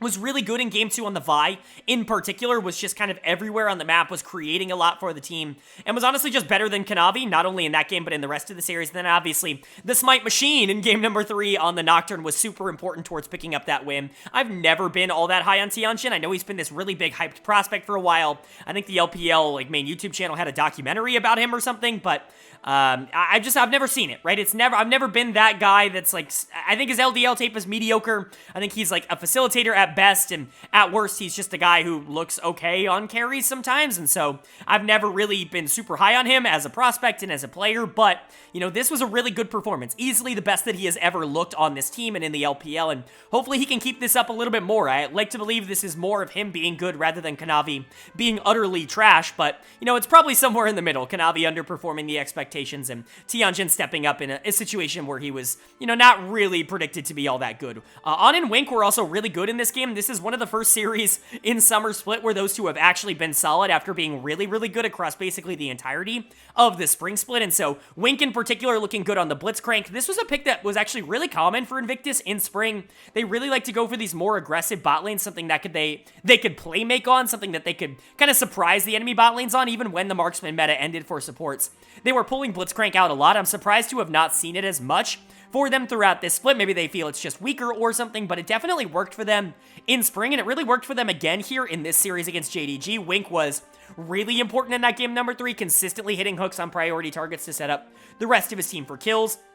On did a good job capitalizing on that. 2 games of Samira, and they won the series. Now that's super awesome. Cryan was actually solid. 2 good games of Nico, and then, you know, LeBlanc, and then You Should Know Me. I mean, what a fun player, right? The Fiora, the Camille. You love to see him pull it out, but not only pull it out, but actually be really good on it. It feels like You Should Know Me's getting back into form towards the back half of the split, so it's really funny the kind of arc that he's gone on. He was really good at the beginning of the year, really struggled in the middle, both at the end of spring and at the beginning of summer, and is now getting better at the end of summer again. So kind of a funny little up and down trajectory that You Should Know Me has been on, but he really is starting to find his form again, and Invictus honestly was pretty good this week overall. They really weren't all that bad of a team. Obviously, it doesn't really mean anything. They're out of playoffs, and so it doesn't matter, but certainly a little bit of a fun win here and a confidence booster for sure. And then for JDG, like, come on, like, I'm not going to overreact to them losing this series. It's Invictus Gaming, and JDG drops series like this all the time. Like I said, they did it in spring a couple of times, but but this means they're actually in a pretty interesting position to maybe get second place in the regular season. Obviously, that's more likely than not at this point, which shouldn't really matter, but it might give them a little bit of a tougher opponent in the playoffs than maybe they were anticipating. Not that anybody in the LPL really is a big pushover at this point, and so I don't think it'll matter too much, but them dropping that second series of the split is certainly surprising. Dead of the series for me is going to go to Kanavi in the jungle. Like I said, just lost a lot of pressure in game number 2 and got completely outsmited in game number 3. The dude couldn't get an objective to save his life. I'm not sure if that's actually going to be a problem. That's not really something Kanavi has struggled with over the course of his career. I wouldn't exactly call him, like, lethal when it comes to smites, but he's certainly been good enough, and I think this was probably just a little bit more of an outlier, but certainly something worth noting. Not like anybody else on the team played particularly well. Knight was just way too aggro across this whole series, and we've kind of seen this be a trend for him. It feels like he's just playing with complete reckless abandon at this point. He feels so confident that the team is going to be able to win basically no matter what he does. Unfortunately, that just was not the case here today, but maybe that's something he ends up reining in by the time we get to playoff time. He's been very good over the past couple of seasons in the playoffs, and so I don't really doubt that he's going to be able to figure that out and be fine. And then Missing was just a little bit too aggro with some of the engages on the Rel and the Nautilus throughout this game. He ended up being a little bit more of a hindrance, I would say, than a help towards the rest of the team, but you know, what do you want me to say? Like, JDG losing here isn't really changing how I view the team. Like, they're still probably the #1 team in the world, even though they dropped this series, and I don't really expect it to mean all that much in the grand scheme of things. I think really the big takeaway is congratulations to Invictus. This has to feel really good to be able to take a series off of JD Gaming, a team that might complete the Golden Road if things go, you know, according to plan in 2023, and, you know, to be able to beat them has got to feel really good. I think a lot of these players played really well for a lot of the series this week, and hopefully it means that they can continue to play with confidence moving forward.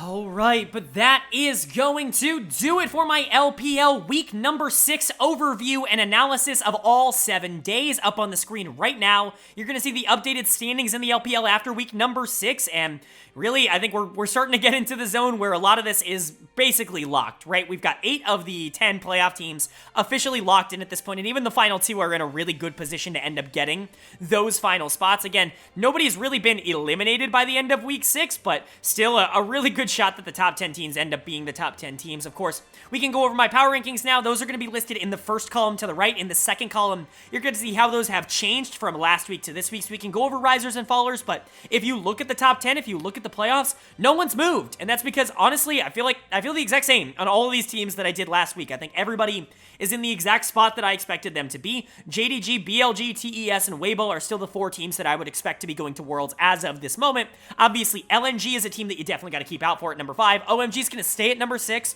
for now, even though they struggled this week. EDG, RNG, WE, they're all kind of in this cluster at 7, 8, and 9, and NIP hangs on to that number 10 spot, but there is some movement in the bottom 7 teams, however, as we're seeing ThunderTalk jump all the way up to number 11. They're clearly the best of the rest right now. They figured something out. They've gotten something together, and so they're going to jump up to number 11. I think in a realistic world, they're probably better than NIP in the form that they showed in week number 6, but it won't really matter. They're not going to be able to make playoffs. Their schedule is too hard towards the back half, and they blew too many games at the beginning part of the split to be able to make it, but at the very least, they're in good form now. AL is going to drop to 12, and FPX is going to drop to 13 because of that, but moving up to 14 is going to be Invictus Gaming. It was a nice win over JDG, and honestly, they looked pretty good this week. They're definitely better than the worst teams in the league at the current moment, but again, it's just hard to predict that they're going to be better than, like, you know, I don't know, AL and FPX consistently, because they haven't proven it over the course of the split, but this was a good week for them, and it definitely deserves them going up above Rare Adam, who drops to 15, who's been bad, and Ultra Prime, who's been very bad, and they drop all the way to 16, one of the worst teams in the league over the past couple of weeks, and that's kind of capped off by their 6th loss streak in a row, and then LGD stays at number 17. It's not like their opinion, my opinion of them has not changed really at all, and so they're going to end up staying there, but those are my power rankings. Let me know who is too high and who is too low in your opinion. You know, I love to hear you guys' thoughts and feedback down in the comment section below. But time to go over my player of the week and my dud of the week in week number 6. And my player of the week, this one was a complete no-brainer. There really was only one choice. Player of the week in week number 6 is going to go to UCal, the mid laner for ThunderTalk. I mean, he was absolutely dominant this week. He beat everybody that he went up against, even other good mid laners, and he looked fantastic doing so. This is one of the better weeks in the LPL all year long, and UCal is really solidifying himself as one of the better players in the LPL, which is crazy to say considering ThunderTalk probably isn't even going to make playoffs, but that really just shows you how hard stuck I think he is on that team, and obviously how hard stuck that organization has put a lot of these players in throughout the year. But Yucal was a pretty no-brainer choice for me for player of the week. And then dud of the week for me, again, another choice that I felt was relatively easy, although a little bit more competition here. My dud of the week is going to go to Ning, the jungler for Ultra Prime. That team has just completely fallen apart just in general. This is the second dud of the week that Ning has gotten, and even though I think he's been relatively okay over the course of the whole split, he'll have individual weeks where he just looks really bad. This was definitely one of them. He got out-jungled in every single game that he played, had absolutely zero pressure on the map. The aggression was just not there. This was basically the negative parts of Ning that we saw in spring all encapsulated into 1 week. So Ultra Prime looking like a disaster, and because of that, Ning is going to get my dud of the week in week 6, and Yucal is going to get my player of the week in week number 6. But that is going to do it. I do hope you guys enjoyed. One little aside, for those of you who haven't been following the channel and who aren't looking at a lot of the posts that I post on this channel, a lot of the community posts that are on this channel, I will be away. I won't be able to post videos from the 14th to the 18th of this month, which basically just means that I actually am going to be missing the final week of the LPL regular season. But do not fret, on the Wednesday that I get back, I will be posting my LPL playoff primer, and I'll be going over all of the 10 teams very in-depth, all the playoff teams, and so I'll be going over their final week of the season, kind of talking about the teams that played well and the teams that didn't, maybe the teams that have some confidence, maybe the teams that don't. This might be the last time I end up talking about the non-playoff teams, though, so I do apologize for that, but I did put up a poll on the community tab, and you guys voted that you would rather me focus on the playoff aspect of a lot of these leagues rather than, try and shorten a lot of the weekly recaps to get them all in with like 3 videos a day or something like that by the time I get back. And so that's what I'm going to do. That's what you guys voted for. So playoff content's going to be right around the corner, obviously. Week number 7 has already started in the LPL by the time you're watching this. But if you did enjoy this video, leave a like. It really does mean a lot to me. Lets me know you guys are enjoying the content, and it helps get this video out to a lot more people. Of course, if you're new here, hit the subscribe button. We post about the LPL every single week on this channel, and the playoffs coming up right around the corner. You don't want to miss the LPL playoff analysis. Of course, we don't only cover the LPL here. We cover all 4 of the major regions as well as the NACL every single week on this channel. So hit that subscribe button and hit that bell so you can be notified when those videos go live if you want comprehensive overviews and comprehensive coverage of basically everything happening in LoL Esports. But with all that being said, I hope you all are having a great day. I hope you continue to have a great day, and I will see you all later.